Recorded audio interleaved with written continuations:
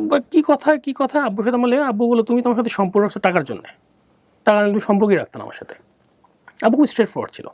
আমি চিন্তা করলাম আব্বু আমি টাকা পয়সা নিবো না, যা পাই নিজে করবো। কলেজে পড়া অবস্থা, তখন আমি 11-এ পড়ি মাত্র।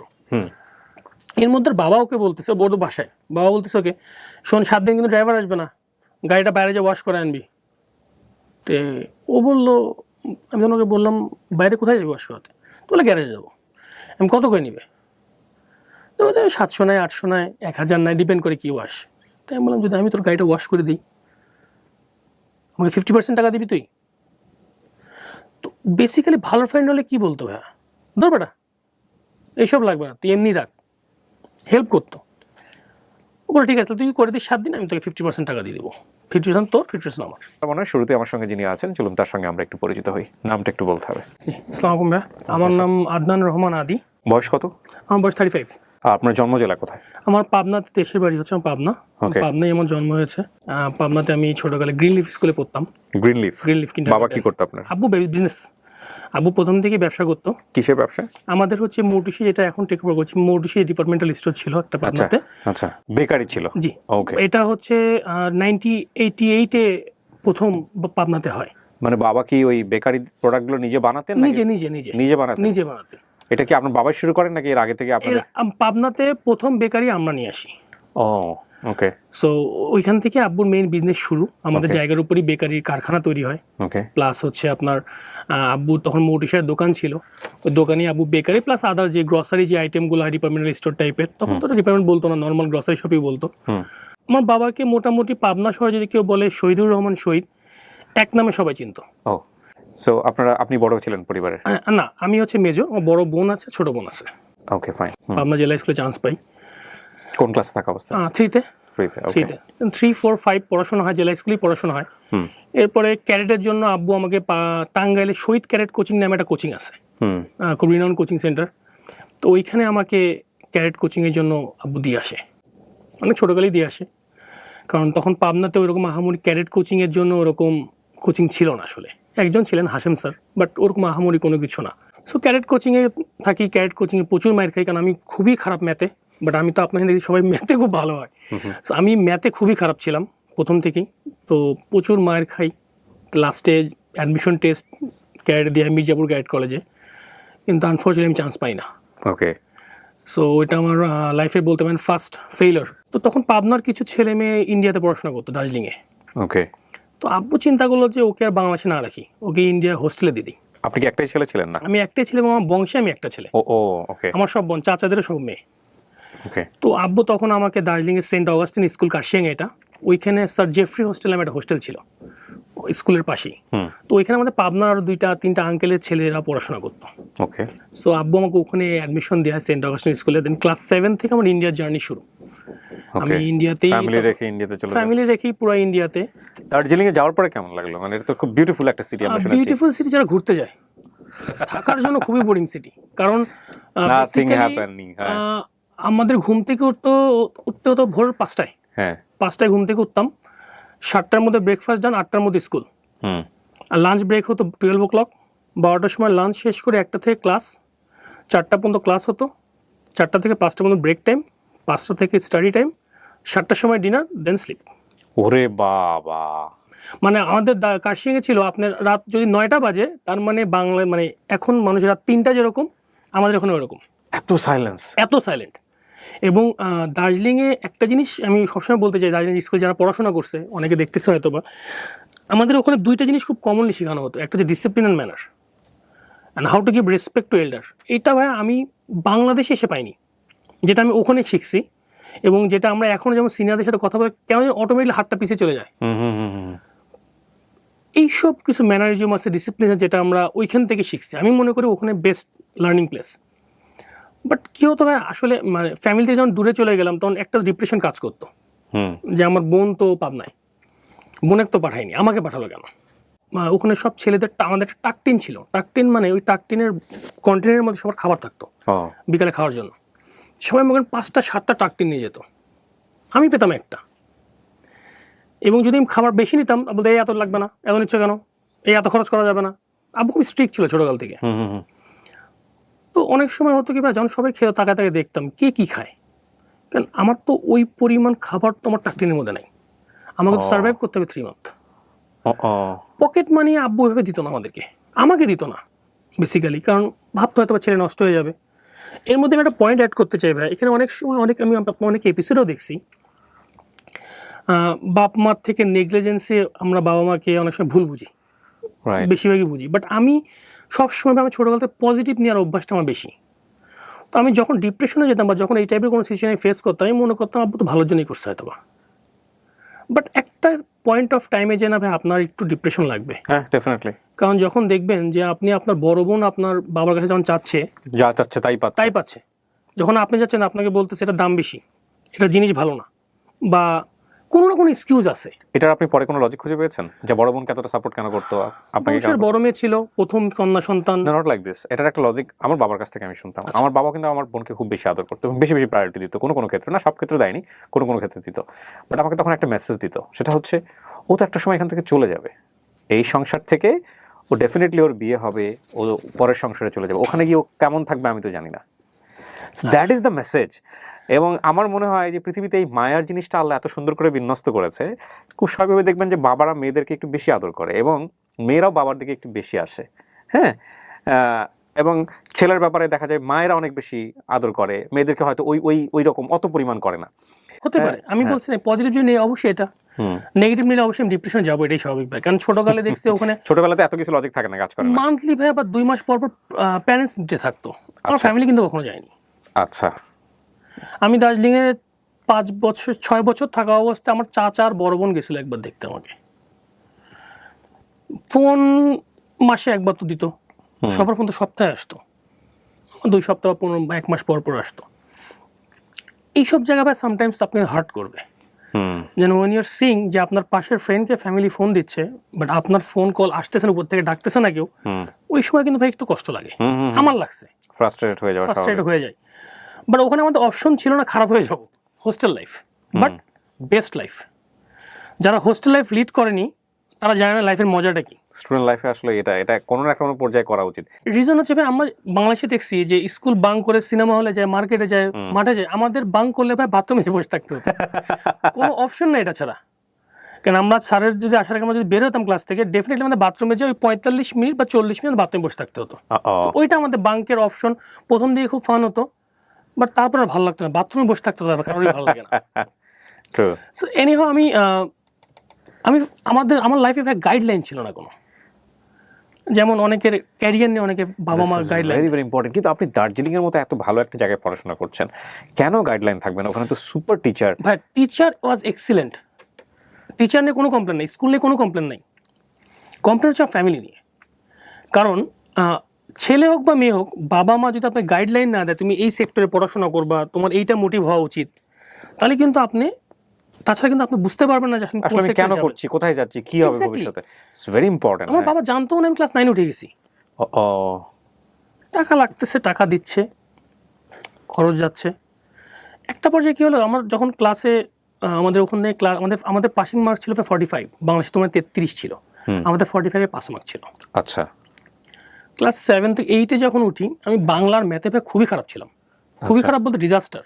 ওকে, ম্যাথে একবার চিন্তা করলাম নকল করবো, একটা খাতা নিয়ে গেলাম, সব থেকে টাফেস্ট টিচার আমার রুমে গার্ড পড়লো। আমার মনে আছে আমি প্রায় 40 থেকে 45টা লুজ শিট নিয়েছিলাম, ভয়ের ঠেলা মানে অঙ্ক করছি খালি, কিন্তু পরীক্ষায় 5 পেয়েছিলাম। 5 তো দূরের কথা, 5 পাইছিলাম।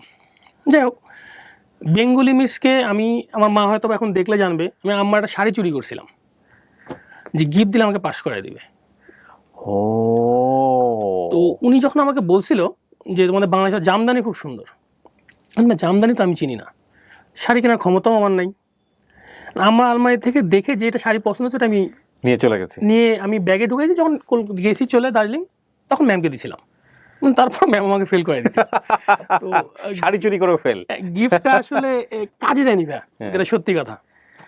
তো এনিহাউ আই ম্যানেজড। ওখানে কষ্ট করে, আমার লাইফটা অনেক টাফ ছিল ভাই, কারণ ওখান থেকে যদি আপনার শহরে যেতে হতো, ইটস নিয়ার অ্যাবাউট 20-30 কিলোমিটার। আপনি যদি ট্যাক্সিতে যান, it will cost you around 300 to 400 rupees ওটা তো ভাই আমি বেয়ার করতে পারবো না। তো আমি যখন যেতাম হেঁটে যেতাম, হেঁটে আসতাম, এটা ছাড়া অপশন নেই। যেমন শুক্রবারের নামাজ পড়া ছুটি দিত, হেঁটে হেঁটে যাওয়া লাগতো। তো যখন আমাদের বাংলাদেশে তো এসএসসি বলে মোস্ট অফ ম্যাট্রিককে, আমরা তো বলি আমাদের ওখানে যে আইসিএসসি।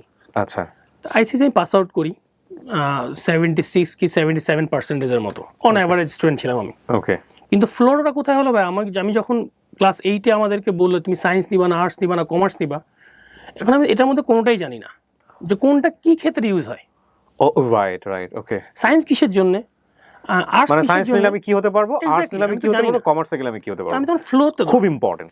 দৌড়ালাম। রাইট। ফ্রেন্ডরা বেশি দেখলাম সায়েন্সে গেল, আমিও সায়েন্সে গেলাম। আমার জানা ছিল না সায়েন্সে ম্যাথ আছে, ওহো, জানতামও না। সবাই কি নিবে, সায়েন্স, আমিও সায়েন্স। যখন জানতে পারলাম ম্যাথ আছে, আমার তো ভাই ঘুম শেষ।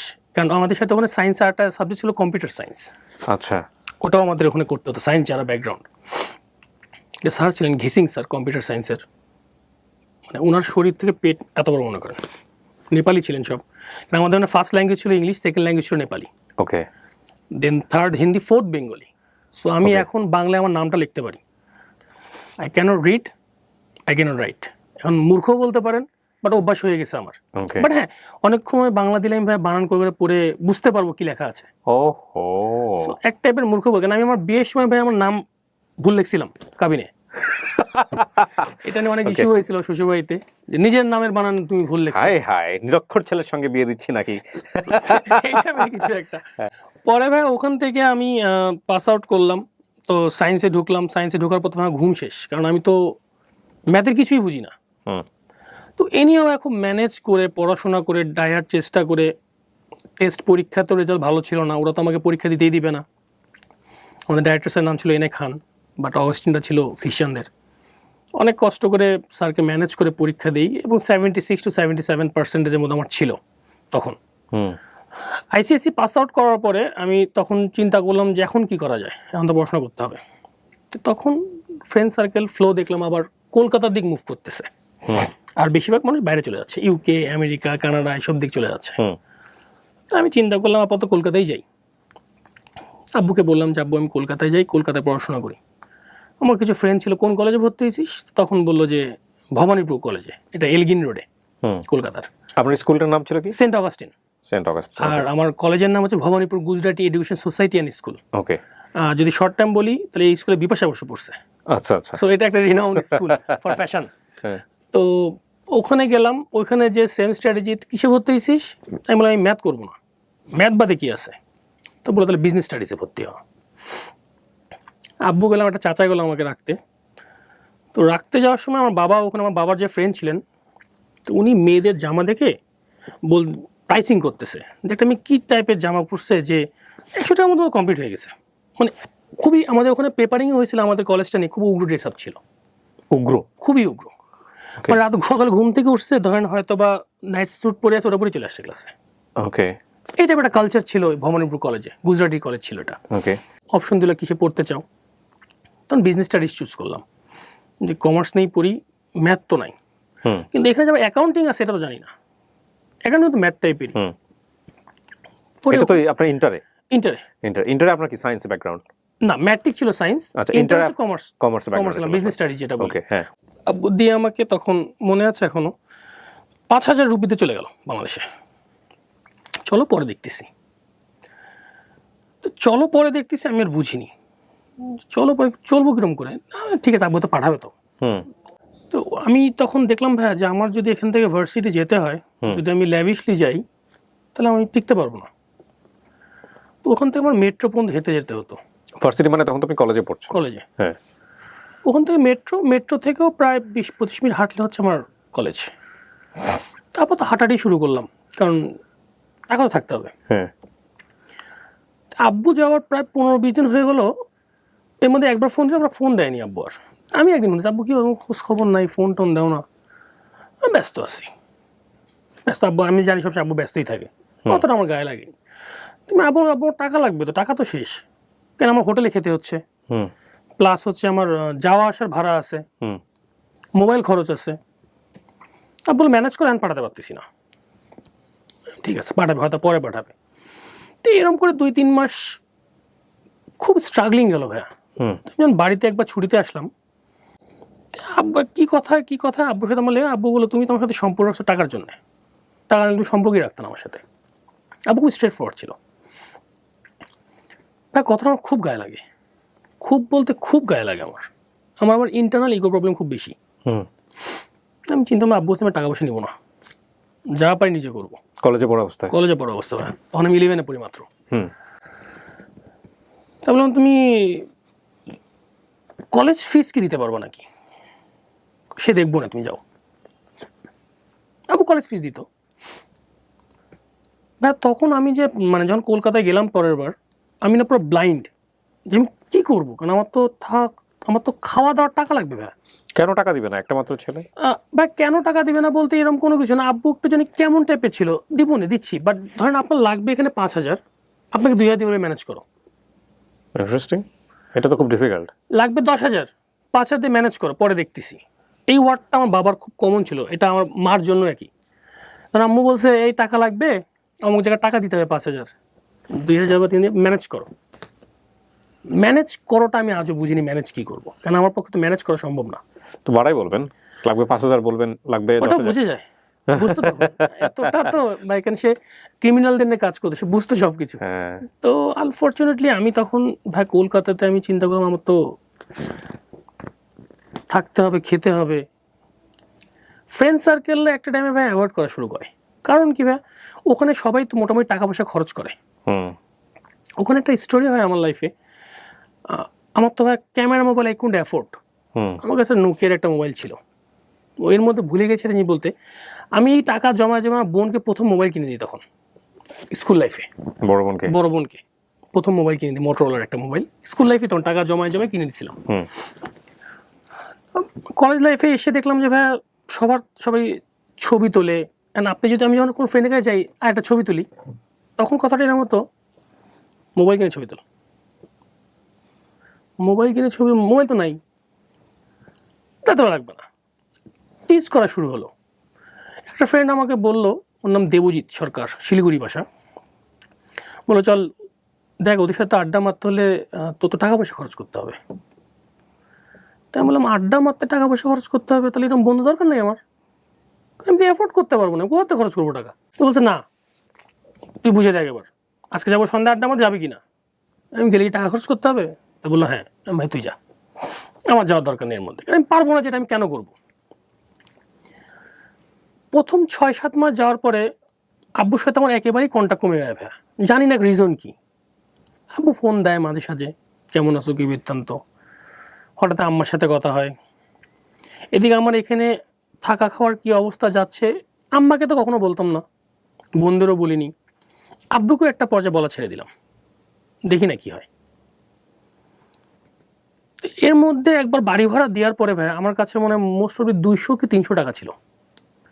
এখন আমার কাছে তো খাওয়ার টাকাটাও নেই ভাই। তে এর মাঝখানে একদিন আমার সো কল ফ্রেন্ড বলবো না, ফ্রেন্ড বলবো, ওনাকে বললাম যে কাজটা আছে না, এই কোনো করা যায় পার্ট টাইম, 5টার পরে করলাম আর কি, আমার ইনকাম দরকার নাই।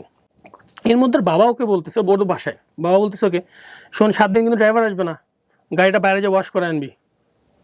তে ও বললো, আমি ওকে বললাম বাইরে কোথায় যাবি ওয়াশ করাতে? তো বলে গ্যারেজে যাবো। আমি কত করে নিবে? তো 700 নেয়, 800 নেয়, 1,000 নেয়, ডিপেন্ড করে কি ওয়াশ। তাই আমি বললাম যদি আমি তোর গাড়িটা ওয়াশ করে দিই, আমাকে 50% টাকা দিবি তুই? তো বেসিক্যালি ভালো ফ্রেন্ড হলে কি বলতো ভাইয়া, ধর বেটা এইসব লাগবে না, তুই এমনি রাখ, হেল্প করতো। ও বলে ঠিক আছে তুই করে দিস 7 দিন, আমি তোকে 50% টাকা দিয়ে দেবো, 50% তোর, 50% আমার। ওকে। তো তখন ভাইয়া যখন আমি গাড়িটা ওয়াশ করলাম, নিজে কোনো ছোটো মনে হলো, বাট ওই দিনের পর থেকে আমি নিজেকে আর কখনো ছোটো মনে করিনি। তখন মেন হিসেবে যে কোনো কাজই কাজ, সেটা যে কাজই হোক, আমার এটা বদারও করে না কী কাজ হলে আমি করতে পারবো। এর মধ্যে দিন আসলে এমনও দিন গেছে ভাই, আমি সারাদিনে একটা ধরেন সকালে না খেয়ে চলে যেতাম ক্লাসে, লাঞ্চে সবাই ক্যান্টিনে খেত, আমার মাথায় তখন রাতে তো খেতে হবে। অনেক সময় গেছে একটা সিঙ্গারা খাইছি, সারাদিন চলে গেছে। রাতে রুটি খাইছি 2টা, আমার বাজেটের মধ্যে যতটুকু আমার কুলাইছি ভাই, এর বেশি আমি করতে পারবো না। এর মাঝে আমার বড় বোনকে আমার বাবা কলকাতায় শিফট করায় ফ্যাশন ডিজাইনিং পড়ানোর জন্য। ওকে, এখান থেকে ইন্টারেস্টিং পয়েন্ট শুরু হয় আমার লাইফে। বোনের সাথে আমার রেগুলার কন্ট্যাক্ট থাকতো, প্রতিদিনই শুনি আব্বু ফোন দেয়। তাই বলে আমাকে ফোন দেয় না কেন রে? বলে আব্বু বলছে, আব্বু বলে তোর ওখানে বলে নেটওয়ার্ক পায় না। আমি আমার ফোন দিলাম, আব্বু তুমি নেটওয়ার্ক পাও না আমার এখানে? ফোন দিয়ে নেটওয়ার্ক যায় না, ফোন যায় না, দেই তো। দিদির কাছেও মোটামুটি দিদিকে রাখলে হচ্ছে একটা পেইং গেস্টে, থাকা কোনো সমস্যা নেই, সব ওখানে ইনক্লুডেড, পকেট মানিও পর্যাপ্ত পরিমাণ যতটুকু লাগবে। বাট আমার কাছে না ফোন না পকেট মানি কিছুই থাকলো না শেষ পর্যন্ত। ওখানে একজন দাদা ছিলেন, সায়ন্দা নাম, ও বললো যে কল সেন্টারে জব করবি? ভাই করা যায়, কল সেন্টারে জব তো করা যায়, কিন্তু সমস্যা ওখানে বাংলাদেশি নিবে না আর মুসলিম নিবে না। আচ্ছা, তাও মুসলিম অ্যারেঞ্জ করা যাবে, বাট বাংলাদেশি নিবে না। নাম বলে চিনবেন, নাম শুনছেন কিনা আমি জানি না। এটা ওয়ার্ল্ডের মধ্যে টপ 5-এর মধ্যে একটা এজেন্সি কল সেন্টার, যে কলকাতাতে। তখন আমি ওখানে অ্যাপ্লাই করি অ্যাজ আ অভিজিৎ সিনহা। আমি আমার অরিজিনাল নামটা দেই না ওখানে। আমার প্রেজেন্টেশন খুব ভালো ছিল ভাই, আমি আই ক্যান মোটিভেট এনিওয়ান, এটা আমার কনফিডেন্স থাকতো সবসময়। আপনি তখন কলেজেই পড়ছেন? কলেজেই পড়ি ভাই, 11 কেবল পাস করছি। ওকে, এর মধ্যে অবস্টাকেলগুলো চলতেছি আমার লাইফে, পায়ে হেঁটে যাওয়া, পায়ে হেঁটে আসা। বাট এগুলো আমি একটা পর্যায়ে ভাই বদার করিনি নিজেকে আর, এটা হবেই লাইফে। তখন থেকে আমি মোটামুটি বুঝে গেছি আমার লাইফটা সামনে দিয়ে কোথায় যাচ্ছে। দেন আমি ওইখানে জয়েনও করি as a Abhijit Sinha floor manager হিসেবে। পরে লাইফটা আমি ওখানে মোটামুটি 12 পর্যন্ত কাটাই দিই, নিয়ার অ্যাবাউট 8 মান্থস আমি জব করি ওখানে। কিভাবে করতেন মানে কলেজে পড়ার পাশাপাশি? ওখানে আমাদের ডিউটি টাইম থাকতো আপনার উইকেন্ডে থাকতো হচ্ছে সকাল থেকে বিকাল 5টা পর্যন্ত, আর উইকেন্ড ছাড়া হচ্ছে আপনার রাত সন্ধ্যা 7টা থেকে ভোর 4টা পর্যন্ত। 4টা পর্যন্ত করে বাসায় ড্রপ করে যেত, 1 ঘন্টা লাগতো, দেন 2 ঘন্টা রেস্ট নিলাম, আবার ক্লাস চলে যেতাম। তো আপনি তো কিভাবে কন্টিনিউ করতেন? ক্লাসে গিয়ে তো ঘুমানোর কথা। কষ্ট না করলে খাবেন কিভাবে? আপনি যদি ইনকাম না করেন আপনার তো খাওয়া জুটবে না। এইরকম একটা হার্ডার মানে এরকম একটা কঠিন জীবনে ফেলে দিচ্ছে আপনার family, there should be a reason. মানুষের মনে একটা কোশ্চেন তৈরি হতে পারে যে আসলে একটা মাত্র ছেলে কেন এটা করবে বাবা মা? ভাই এই রিজনটা, এই ফাইন্ড আউটটা আমি আজও পাইনি ভাই। কারণ একটা পর্যায়ে এমন ফিল হয়েছিল, বাপ মা আমি কি তোমাদের পালক সন্তান? কোশ্চেন করছি কিনা, মাকে করছি, কয়েকদিন আগেও মনে বলছি আমাকে, আব্বুকে বলছি। রিজন কি? পজিটিভ ভাইবস নিলে ছোটোকাল থেকে হয়তো আমাকে ফাইট করা শেখাচ্ছে, নেগেটিভ ভাইবস নিলে আমি ডিপ্রেশনে চলে যাবো। সব নেগেটিভ ভাইবস যায়নি কখনো। Okay fine, it's important, very important. Okay, তারপর পজিটিভ ভাইবস থাকাটা ভাই আমার মনে হয় বেটার, কারণ তাহলে আপনার লাইফটা একটু আগাতে পারবেন। তো ওখান থেকে 12 পাস করি আমি। 12 পাস করার পর বাংলাদেশে যখন আসি, আমি আব্বু আব্বু এখন আমার ওখানে তাহলে আমি দিল্লিতে চলে যাই বা ব্যাঙ্গালোরে চলে যাই। তখন আবার ফ্লো আসলো সব ইউকে যাচ্ছে, 2006-এর কাহিনী ভাই এটা। আব্বু তো এক কাজ করি, আমি আইএলস করি, ইউকে পাঠায় দাও, এইটুক আমাকে অ্যাটলিস্ট ওখানে পাঠায় দাও। ঠিক আছে করো, দেখবো না। আমি বলছিলাম বাবার ল্যাঙ্গুয়েজটা কিন্তু এই টাইপের ছিল, সবসময় শুনবেন আপনি। আমি দেখবো না বলছি, দিবে তো অবশ্যই। আমি ঢাকায় চলে যাই। ঢাকায় উঠে যখন বাসে উঠি আমি, আব্বু আমাকে মনে আছে 300 টাকা দিয়েছিল।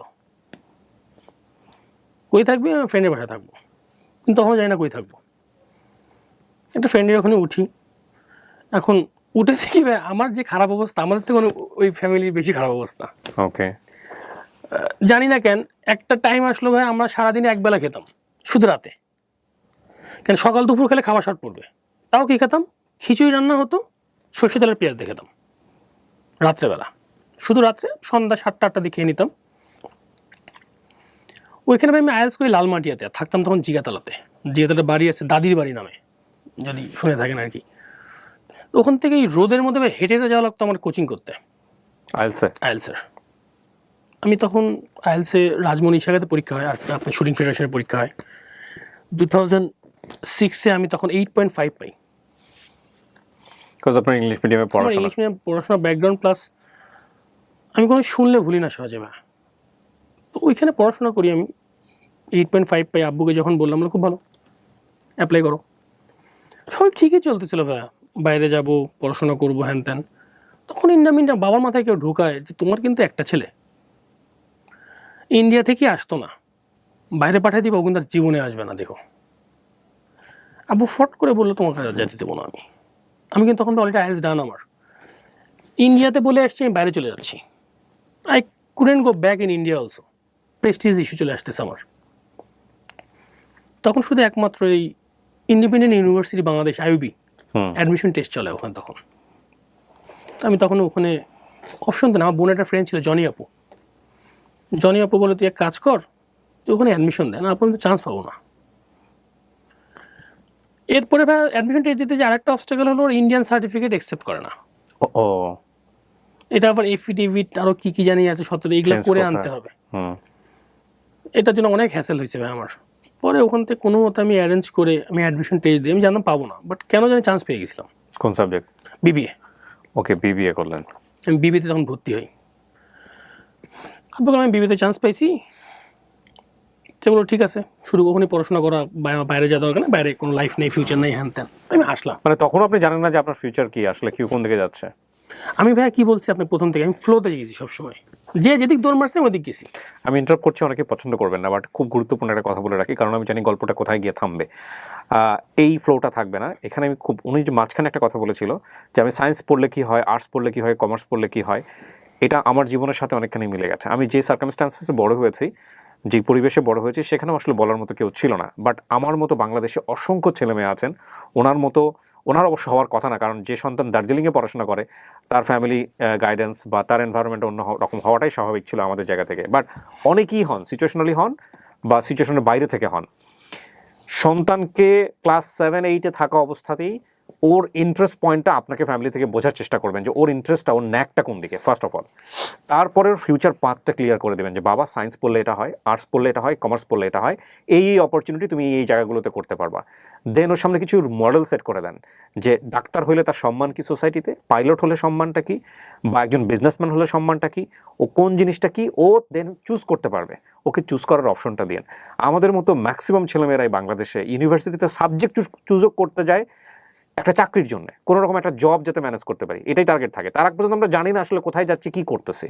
তো এইটা একটা বড় অবস্টাকল আমি মনে করি। এবং আমার এখন মাঝে মাঝে মনে হয়, আমি আমার ফ্রেন্ড সার্কেলে অনেক সময় আড্ডা দেওয়ার সময় বলি, আমি যদি আগে আমাকে এই লাইফ স্ট্রিমটা যদি আমাকে কেউ সিলেক্ট করে দিত, ডেফিনেটলি আমি ডাক্তার হওয়ার জন্য ট্রাই করতাম। হ্যাঁ, তো এই যে ব্যাপারটা, এটা যখন সময় চলে যায় তখন আসলে রিয়েলাইজ করে আর তো কোনো উপায় নাই। জি, আপনি যে জায়গাটাই ছিলেন, আপনি বিবিএতে ভর্তি হলেন। বিবিএতে ভর্তি হলাম ভাই। বিবিএতে ভর্তি হওয়ার পরে ধানমন্ডি 15 নম্বরে একটা বিল্ডিংয়ে থাকি, এক রুমে 4 জন থাকে। ওখানে একটা জাস্ট চাদর বিছিয়ে থাকতাম। কই থাকো? ধানমন্ডি থাকি। আব্বু তো কনসার্ন ছিল না আমার ব্যাপারে, বোনদের ব্যাপারে যতটা কনসার্ন ছিল, আমার ব্যাপারে কনসার্নটা কেন কম ছিল ভাইয়া, মৃত্যুর আগ পর্যন্ত আমি জানতে পারিনি, এখনও জানি না স্টিল।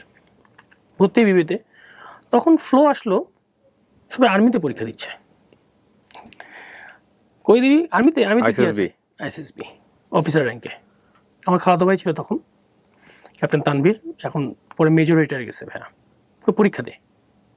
আমি আর্মি কী হবে, আর্মিতে কাজ কি জানতাম, আর্মি বর্ডারে যুদ্ধ করে। আমার এক ফ্রেন্ড বুঝলো অনেক সম্মান, অনেক রেসপেক্ট পাওয়া যায় এখানে। ডেফিনেটলি। আমি যে ভাইয়া আপনাদের যে শাইন, বিএফ শাইনের পিছনে যেখানে অফিস, ওখান থেকে ফর্ম তুলি, একটা ফ্রেন্ড নিয়ে যায় আমাকে, ফর্ম তুলি, পরীক্ষা দেই, রিটেনে টিকি, ভাইভাতে টিকি, আইএসএসবি যেন কল আসে। ওকে, গেটে যে মনে পড়লো আমার, আমি তো ইন্ডিয়া পড়াশোনা করছি, আমি আর্মি অফিসার হবো কেন?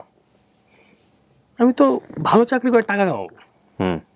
আমি আর যাই না, আমি আইএসএসবিতে আর যাইনি ভাইয়া। আমার তার 1 বছর আমার ফ্রেন্ড সার্কেল এখন সব মেজর আছে, লেফটেন্যান্ট কর্নেল আছে।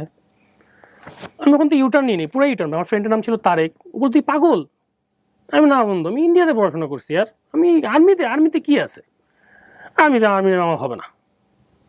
পরে আমি আবার কামিং ব্যাক টু বিবিএ, আমি ইন্ডিয়ান ইউনিভার্সিটি বিবিএ পড়া শুরু করি। এখান থেকে এবার লাইফ আস্তে আস্তে শুরু হয় আমার স্ট্রাগলিং পিরিয়ড। প্রথমে তো ভাই ইন্ডিয়াতে যেরকম একটা জিনিস ছিল ভাই, if you want to work somewhere, আপনি যদি রাতে চিন্তা করেন, সকালে আপনার কাজ রেডি। কাজের অপশন ছিল, কাজের অপশন প্রচুর, এবং আপনার পেটে যতটুকু বিদ্যা আছে ওই অনুযায়ী আপনি চাকরি পেয়ে যাবেন। ক্লাস 8 পাস হোক, 10 পাস হোক, 12 হোক আর মাস্টার্স হোক। ওকে, এটা ইন্ডিয়াতে ভাই খুবই অপরচুনিটি, এটা অনেক অপরচুনিটি ইন্ডিয়াতে। বাংলাদেশ হিসেবে কাউকে চিনিও না, আমার ফ্রেন্ড সার্কেলও নাই এরকম, কাউকে কিছু বলতেও পারছি না, কী করবো। একদিন বড় সাথে কথা বলতে বলতে উনি আমাকে সাজেশন দিতে, কাজ কর, মার্কেটিংয়ে অনেক কাজ পাওয়া যায়, মার্কেটিং কাজের চেষ্টা কর। মার্কেটিং কোথায় যেতে হবে? তো আমি তখন এক বড় ভাইয়ের সাথে কথা হলাম, মিরপুরে বাসা ছিল ওনার, তো উনি ডিকশনারি বিজনেস করতেন।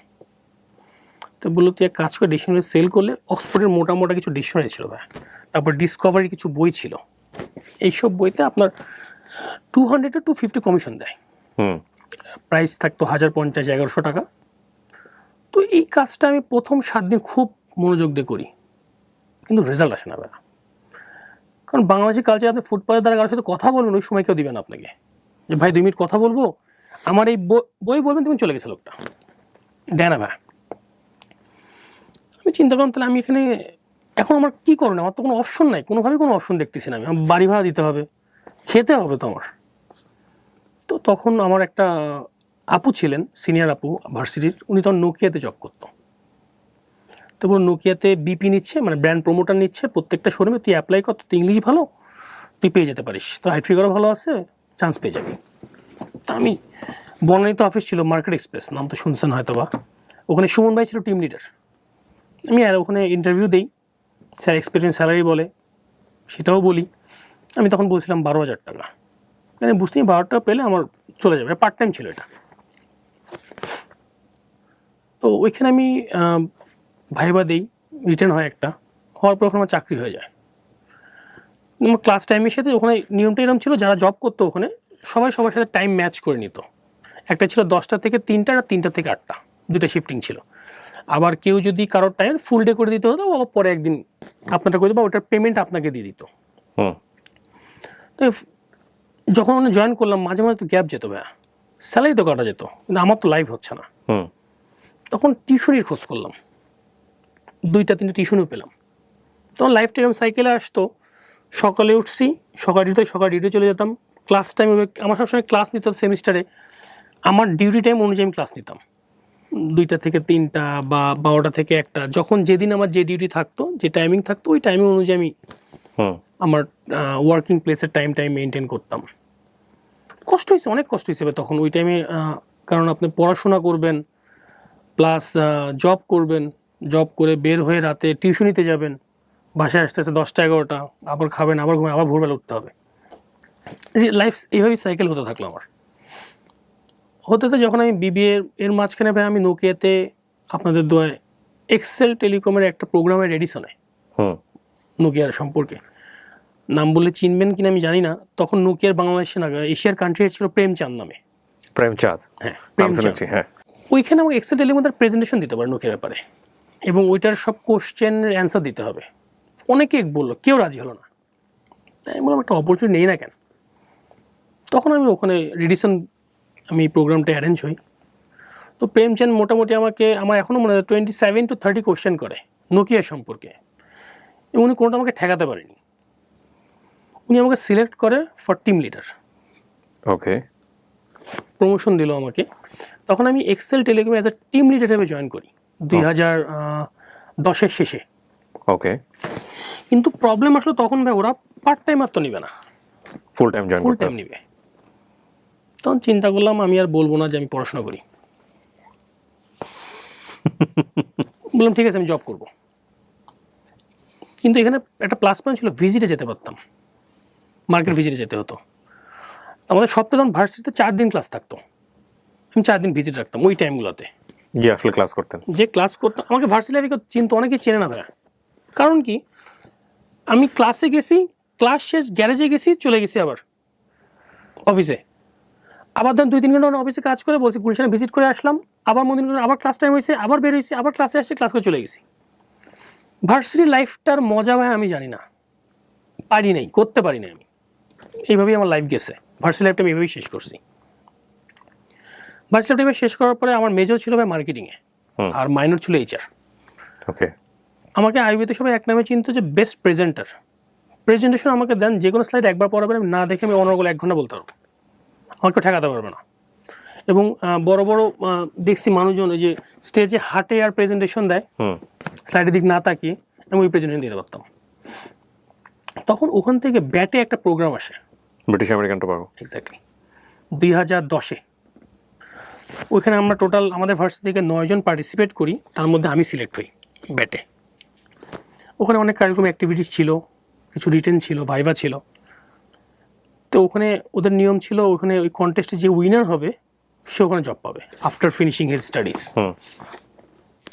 আমি ওখানে ভাইবা পর্যন্ত যাই, ভাইবা আমার খুবই ভালো হয়েছিল। ভাইবাতে আমি খুব অবাক হয়েছিলাম, কারণ যে ইন্টারভিউ নিচ্ছে ওর রুমে সিগারেট খাচ্ছে। আমি এটা আবার কোন দুনিয়া, সিগারেট খাওয়ার ইন্টারভিউ নাই কেন? তো ওটাও বললো অ্যাডভার্টাইজমেন্ট যে he is working in bat and he is having Danson's না, এটা একটা ব্যাপার আছে। ব্যাপারটা হচ্ছে যে আপনাকে এখন ওয়ার্ক করলেই যে আসলে এটা খাইতে হবে বিষয়টা তো নিশ্চয়ই ওরা এভাবে ইন্সপায়ার করে না, এরকম কোনো কিছু না। বাট ভাই আমি তো ইন্টারভিউতে এটাই দেখছি। ওকে ফাইন, হ্যাঁ তাই আমার ভালো জায়গা, ওয়ার্কিং প্লেসে সিগারেট খাচ্ছে।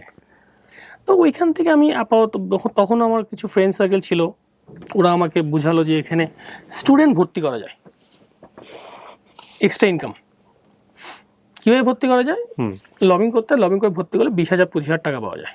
ফাও কামাই শিখালো ওখান থেকে। লাইফে একটা ভর্তি করতে পারিনি অবশ্য। স্টুডেন্ট বলতে ভাই ব্যাক স্টেজের মাধ্যমে আপনি স্টুডেন্ট ভর্তি করবেন ইউনিভার্সিটিতে। ও আমার একটা ফ্রেন্ড আমাকে শিখালো এটা, নাম বলি না ফ্রেন্ডের। Okay fine. ওর কাছে আমি এখন 2.5 লাখ টাকা পাই। তখন ভাই আমি যখন নোকিয়াতে এই কাজ করতে করতে জীবনে একটা লেসন শিখায় আমাকে, হারাম কামানো যাবে না। নোকিয়া আমাকে শিখায়। কীভাবে শিখায় ভাই?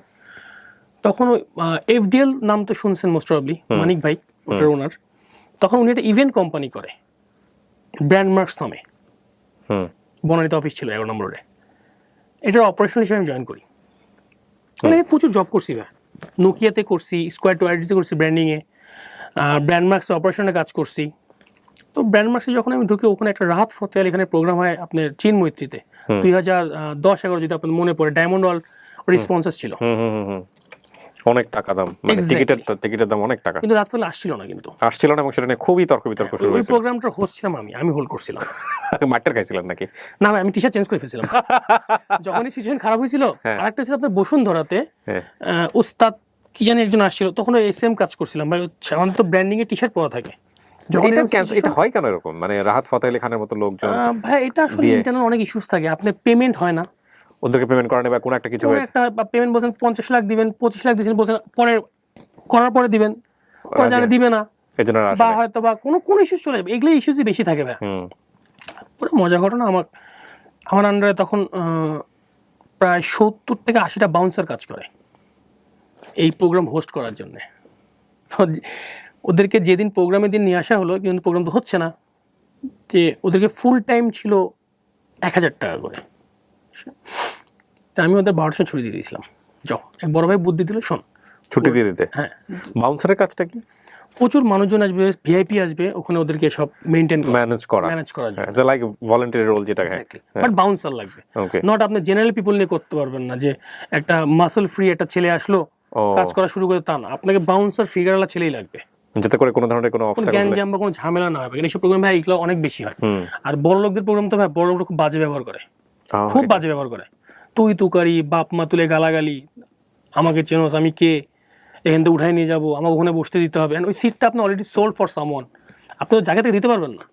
কিন্তু ওরা তো ভাই বুঝবে না, বাউন্সার না থাকলে ভয়টা পায় না আর কি, অনেক ঝামেলা থাকে ভাই। তাই বড় ভাই আমাকে বললো যে তুই এক কাজ কর, তুই ওদেরকে হাফ বেলা ছুটি দে, হাফ পেমেন্ট দে। ভাই যদি ধরা খাই, ধরা খাবি না, আমি তো আসি। যে ভাই আমি তখন ওটাই আমার ফার্স্ট এবং ওটাই আমার লাস্ট জীবনে। আমি প্রায় 30-32 হাজার টাকা ওখান থেকে পাই। 5টার দিক ছেড়ে দিছি, 30-32 হাজার টাকা কামাইছি। 6টার সময় বাইকটা আমার এক ছোটো ভাই নিয়ে আমার সামনে অ্যাক্সিডেন্ট করে দিল, সামনে পুরো সব কিছু ভেঙে ফেললো। আমার ওখানে 47 হাজার টাকা চলে গেল। হারাম কামাই এর কি হয় সেটা দেখতে পেলেন? আমি একদম মানে আমি একদম স্পটে দেখতে পেলাম। এটা আপনি অনেক লাকি যে আল্লাহ আপনাকে, হয়তো আপনি যদি ভাবে লেসনটা নিয়ে থাকেন, তাহলে আল্লাহ আপনাকে খুব দ্রুত শিক্ষা দিয়েছেন। ভাই আমি কি বললাম ভাই, আমি নিশ্চিত তার 1 ঘন্টার মধ্যে আমি এই শিক্ষাটা পাইছি। এবং যে ফ্রেন্ড, যে ছোটো ভাই নিয়েছিল, চিটাগাংয়ে ছিল, ও বলছে ভাই আপনি চাবিটা আমি একটু চালাবো। তাই আমি হচ্ছে চালাতে পারে, কিন্তু ও আসলে নিচে শেখার জন্যে এক্সিলেটর চাপ দিছে আর ছেড়ে দিছে, ওয়ালের সাথে বাড়ি গিয়ে সামনে কিচ্ছু ছিল না ভাই। এন্ড কিছু করার নাই, গেছে তো। ওই যে আমি লেসন শিখছি ভাই জীবনে, একটা হারাম খাওয়া যাবে না। আমার বাবা ভাই মৃত্যুর আগে আমাদের একটা জিনিস শিখে গেছে সবসময়, আমার যখন ফুডের বিজনেস শুরু করি, মানুষের খারাপ জিনিস খাওয়ানো যাবে না। বাসি খাওয়ানো যাবে না, আর তুমি কখনো হারাম খাবা না। তুমি হারাম খাবা, ধরা খাই গেছো জীবনে। হালাল খাও, যতটুকু খাও হালাল খাও, এর বেশি তোমার খাওয়ার দরকার নেই। তো ওইখান থেকে আমি যখন আস্তে আস্তে ওখানে আমি যখন জব করলাম, ওখানে করলাম, বা আস্তে আস্তে আমি নোকিয়া এক্সেল টেলিকমের হেড অফ সেলস হয়ে গেলাম আমার কাজের অগ্রগতি দিয়ে 2011 সালে। তখন মাথায় ভূত, তখন ভাই আমার স্যালারি ছিল নিয়ার অ্যাবাউট 1.65, মানে আমি তখন কিন্তু অলরেডি জাস্ট পাস করছি। 1,65,000 টাকা অনেক স্যালারি নোকিয়াতে এক্সেল টেলিকমে। ওকে, পরে এক্সেল টেলিকম বলতে ওরা কি বোঝাচ্ছে? নোকিয়া তো নোকিয়া, বাংলাদেশের নোকিয়ার এক্সেল মেইন ডিস্ট্রিবিউটর। ও, এখন যেটা এফডিএল হিসেবে আছে। ওকে, সো আপনারা নোকিয়ার মেইন ডিস্ট্রিবিউটর ছিলেন। এক্স্যাক্টলি। ওকে, পরে আমি ওখানে আমার হঠাৎ করে ভাই ভূত চাপলো মাথা, আমি মার্চেন্ডাইজার হব। এটা কি জিনিস? Garments merchandiser. এই ভূতটা চাপার কারণটা কি? হুট করে কাউকে দেখেছিলেন? না, হ্যাঁ, আমি আমার 4-5টা বড় ভাইয়ের সাথে আড্ডা মারতাম ধানমন্ডিতে। হ্যাঁ, তার মধ্যে 3 জন ছিল মার্চেন্ডাইজার। ও, স্যালারি কত? 2.5 লাখ। তোমার স্যালারি কত ভাইয়া? 3 লাখ। ভাই স্যালারি কীভাবে পাবো? আমি মার্চেন্ডাইজিং শিখতে হবে। তো ব্যাকগ্রাউন্ড কি? ব্যাকগ্রাউন্ড তো আমার বিবিএ, আমি তো গার্মেন্টস নিয়ে কখনোই কোনো পড়াশোনা করিনি। না, তাহলে তো হবে না, আমি শেখা তো যাবে। কই শিখতে পারবি? আমি কই শিখতে পারবো? তো বললো যে বাইং হাউসে তো বেশি ভালো শেখায় না, তোকে গার্মেন্টস ফ্যাক্টরি এনে জব করতে হবে, তাদের শিখতে পারবি। আমি কদিন টাইম লাগবে? নর্মালি তো 3 বছর লেগে যায়। বেতন পাচ্ছিস কত? ভাই 1.6। বলে অ্যাসিস্ট্যান্ট মার্চেন্ডাইজারে কিন্তু বেতন 8 থেকে 10,000 টাকা, এর বেশি না। চিন্তা, আমি ওই 1.5 লাখ টাকা বেতন পাই, 1,60,000 পাচ্ছি, 8,000 টাকা চাকরি করব? কিন্তু ওই যে ভাই ফ্লো, গাইডলাইন তো নাই কোনো। করছি, এটা তো হয়ে গেছে, করছি তো অনেক কিছু করছি। ওখান থেকে আমি সুইচ করি আশুলিয়াতে ক্রিস্টাল গ্রুপ নামে একটা কোম্পানি আছে, যদি নাম শুনে থাকেন, ক্রিস্টাল কম্পোজিট ফ্যাক্টরি। ওখানে আমি অ্যাসিস্ট্যান্ট মার্চেন্ট হিসেবে জয়েন করি 8,000 টাকা বেতনে। কি বলেন? তখন আমার এটা বিশ্বাস করা আমার জন্য খুব কঠিন। তখন আমার বাসা, আমার দেখবেন আমি গ্রামীণ, আমি যদি যখন মেল করছি আপনাকে ইয়াহুতে, নিচে তো একটু ডিলিট করে দিচ্ছি, মানে লেখা এখনো লেখা আছে ক্রিস্টাল গ্রুপ মার্চেন্ডাইজার। তখনকার আমলের ওইটা এখনো আছে ওখানে, ডিলিট করে দিচ্ছি এটা। 1,65,000 টাকা মানে কিন্তু 1,65,000 না, 1,65,000 সাথে আপনার লাইফস্টাইল জড়িত, বা সব কিছু জড়িত আমার। সো এইটাকে আপনি কনসিডার করে 8,000 টাকা বেতনে আপনি গার্মেন্টসে জয়েন করতেছেন, বিকজ আপনি একদিন 3 লাখ টাকা 3.5 লাখ টাকা স্যালারি পাচ্ছে, এবং এটা লাইফস্টাইল অনেক ভালো। ভাই কই যাবে এবার? আমি তো ঘুরতে যাচ্ছি মালয়েশিয়া ভাই, অনেক টাকার ব্যাপার, টাকা সমস্যা নেই। পরে আমি আস্তে আস্তে বুঝতে পারবো তখন কমিশন পাই ভাই অনেক, এটা আমি আসতেছি পরে। বাট এই বিষয়টা আপনার ফ্যামিলিতে জানতো যে আপনি এত টাকা স্যালারি? ওদের তো বলার নাই ভাই আমি কি করতেছি লাইফে। ও, সো দ্যাটস ওয়াই আপনি আসলে এই ধরনের রাফ এন্ড টাফ মুভমেন্টও যেতে পারছেন। সমস্যা হচ্ছে না ভাই, কারণ আমি যখন নোকিয়া জব করতাম, মানিক ভাই কলেজে একটা কথা বলতো, আদনান মিয়া তোমার কি রিজাইন লেটার এখনো কি ডেস্কটপে থাকে অলওয়েজ? জি ভাই। তোমার তো মাথায় সমস্যা আছে, যখন তখন রিজাইন লেটার পাঠিয়ে দাও। ভাই আসলে একটা পর্যায়ে একটা কনফিডেন্স চলে আসে যে আপনি পারবেন। আমি ছোটোকাল থেকে একটা শিখছি ভাই, লাইফে কিছু করতে হলে You have to be a fighter, right? You have to be fighter. আমার বেস্ট ইন্সপিরেশন বলেন, আর আমি সবসময় একজনকে ফলো করি, আপনি জানেন হয়তো বা, এপিজে আব্দুল কালাম আজাদ। স্যারের প্রত্যেকটা নোট এবং প্রত্যেকটা পোস্ট, যেটা ইনস্টাগ্রাম বলেন, ফেসবুকে বা ইউটিউবে যেটা থাকে, আমি খুব ফলো করি ভাই। ওনার এক একটা ওয়ার্ড মনে হয় কি এটা আমার জন্য। আমি এখন পর্যন্ত, আজকে পর্যন্ত ওনার ওই কোটেশনগুলো ফলো করি এখন পর্যন্ত ভাই, একদম ট্রুলি সেইং। আমি ওনার কোটেশন ফলো করে আমি এই পর্যন্ত আসছি। বিউটিফুল। সো আপনি জয়েন করলেন ওখানে আমি জয়েন করছি। জয়েন করার পরে ভাই আমাকে একজন পিয়ন বানায় ফেললো। নাম না বলি, মার্চেন্ডাইজারের সিনিয়র একজন বড় ভাই, ওনার সাথে আপনার চেহারার অনেক মিল আছে, ঠিক আছে, অনেক মিল আপনার সাথে। আচ্ছা। তো উনি আমাকে কোনোভাবেই মার্চেন্ডাইজিং শিখতে দিবে না ভাই। উনি স্যাম্পল লেভেল আমাকে বাইং হাউসে দিয়ে আসো। প্রথম 3 মাস 4 মাস ভাই আমি লেবার হয়ে গেলাম। স্যাম্পল নিয়ে বাইং হাউস যেতাম, নিচ থেকে ফেব্রিক নিয়ে তাকে বুঝাতাম, উপর থেকে রিপোর্ট নিয়ে এসে খাতায় লিখতাম, কিন্তু মার্চেন্ডিং কাহিনী কি এটাই তো বুঝতেছি না। আমার তখন তেল খরচ আর হচ্ছে আমার মোবাইল খরচ মাসে যেত 12,000 টাকা, বেতন পেতাম 8,000 টাকা। পুরো অফিস থেকে গাড়ি অ্যারেঞ্জ হয় যে ওই পাশে গাড়ি তুমি ওই দিক দিয়ে আসতে পারবা। এইভাবে 4 মাস 5 মাস চলে যায়, আমি কিছুই শিখিনি, কিছুই শিখতে পারিনি, আমি জিরো। একদিন আমাকে এমডি স্যার, ডাইরেক্টর স্যার বলতেছেন, কি আরে কী শিখলা বলো? স্যার আমি কিছুই শিখিনি। শেখনি মানে? না স্যার আমি কিছু শিখিনি। কেন শেখনি? ইচ্ছা থাকতে হয়। সবাইকে ডাক দিল, ও কাজ শেখেনি কেন? তো উনি বললো তো কাজ শেখার ইচ্ছা নাই স্যার। আমি ওদের তাকায় আছি, কাজ শেখার ইচ্ছা নাই মানে? রিপিট করি না কোনো কিছু, ভাইয়া স্যার ওর কাজ শেখার ইচ্ছা নাই কোনো, ও কাজ শিখতে পারবে না। তখন আমাদের ওখানে একজন ইডি স্যার জয়েন করেন, ফরাদ স্যার। আমি এখন ওনাকে সালাম দিই, এখন ওনার সাথে কন্ট্যাক্ট আছে আমার, এক্সিকিউটিভ ডাইরেক্টর জয়েন করে। আর ওখানে তখন মার্চেন্ডাইজার ম্যানেজার ছিল মিস্টার মাহমুদ ভাই, নোয়াখালীর মানুষ। উনি আমাকে বললো, ইডি স্যার একদিন দেখে বলতেছে, আদি তুমি তো এবার জীবনেও কাজ শিখতে পারবো না। বললাম স্যার শুনছি 3 বছর মোটামুটি ফ্যাক্টরিতে এক্সপিরিয়েন্স হলে একটা স্যালারি পর্যন্ত যাওয়া যায়, বা 3 বছর না 30 বছর তোমার দ্বারা কিছু হবে না। আমি স্যার তাহলে উপায় কি আমার? ও তোমাকে হতে দিবে না। আমি উনার তো আমি কোনো কিছু ক্ষতি করতে, উনি হতে দিবে না কেন? মার্চেন্ডাইজিং লাইনে একটা ট্রেড আছে, আপনি জানেন কি না জানি না, অ্যাসিস্ট্যান্টদের 10% মানুষের যারা অ্যাসিস্ট্যান্টকে পুরোপুরি শেখায়। ও, কারণ গার্মেন্টস সেক্টর কিন্তু খুব ছোটো ভাই, আমরা যতটা মনে করি যে বিশাল বড় সেক্টর, এটা কিন্তু খুব ছোটো সেক্টর ভাই, মার্চেন্ডিং সেক্টর। আপনি যদি ওর কাছ থেকে শিখে যান, আপনি তখন মার্চেন্ডাইজার হয়ে যাচ্ছে, মানে আপনি ওর থেকে চলে যাচ্ছেন, ছুটে যাচ্ছে, ওর হেল্পিং হ্যান্ড চলে যাচ্ছে। ওকে, সে কারণে শেখায় না। প্লাস ও জাম করতেছে। আমাকে তখন জেডএক্সওয়াই, যে নাম শুনে, জেডএক্সওয়াই অ্যাডমিরাল, তখন একটা বাংলাদেশের ব্র্যান্ড হয়, ওয়েস্ট ইন্ডিজের, তখন ওরা স্পন্সরশিপ এখনও আছে অ্যাডমিরাল। তো ফরাজ স্যার বলে, এদের স্যাম্পলিং প্রোগ্রাম হয়, তুমি এই কাজটা করো, একা করবো, কোনো কথা বলবো না। আমি একা ওই প্রোগ্রামটা পুরোপুরি কাজ করি, মাহমুদ ভাই অনেক হেল্প করে আমাকে। কি করতে হয় ওই প্রোগ্রামে? স্যাম্পলিং প্রোগ্রামে ওরা এখনো কাজ দেয়নি, কাজে দেয় ওরা সব কিছু পিকচার পাঠায়, ওটার sampling, jersey, polo, ladies item হতে পারে, নিচের যত আইটেম আছে, তো ওগুলো সব স্যাম্পল রেডি করে পাঠাতে হয় ওদের দেশে।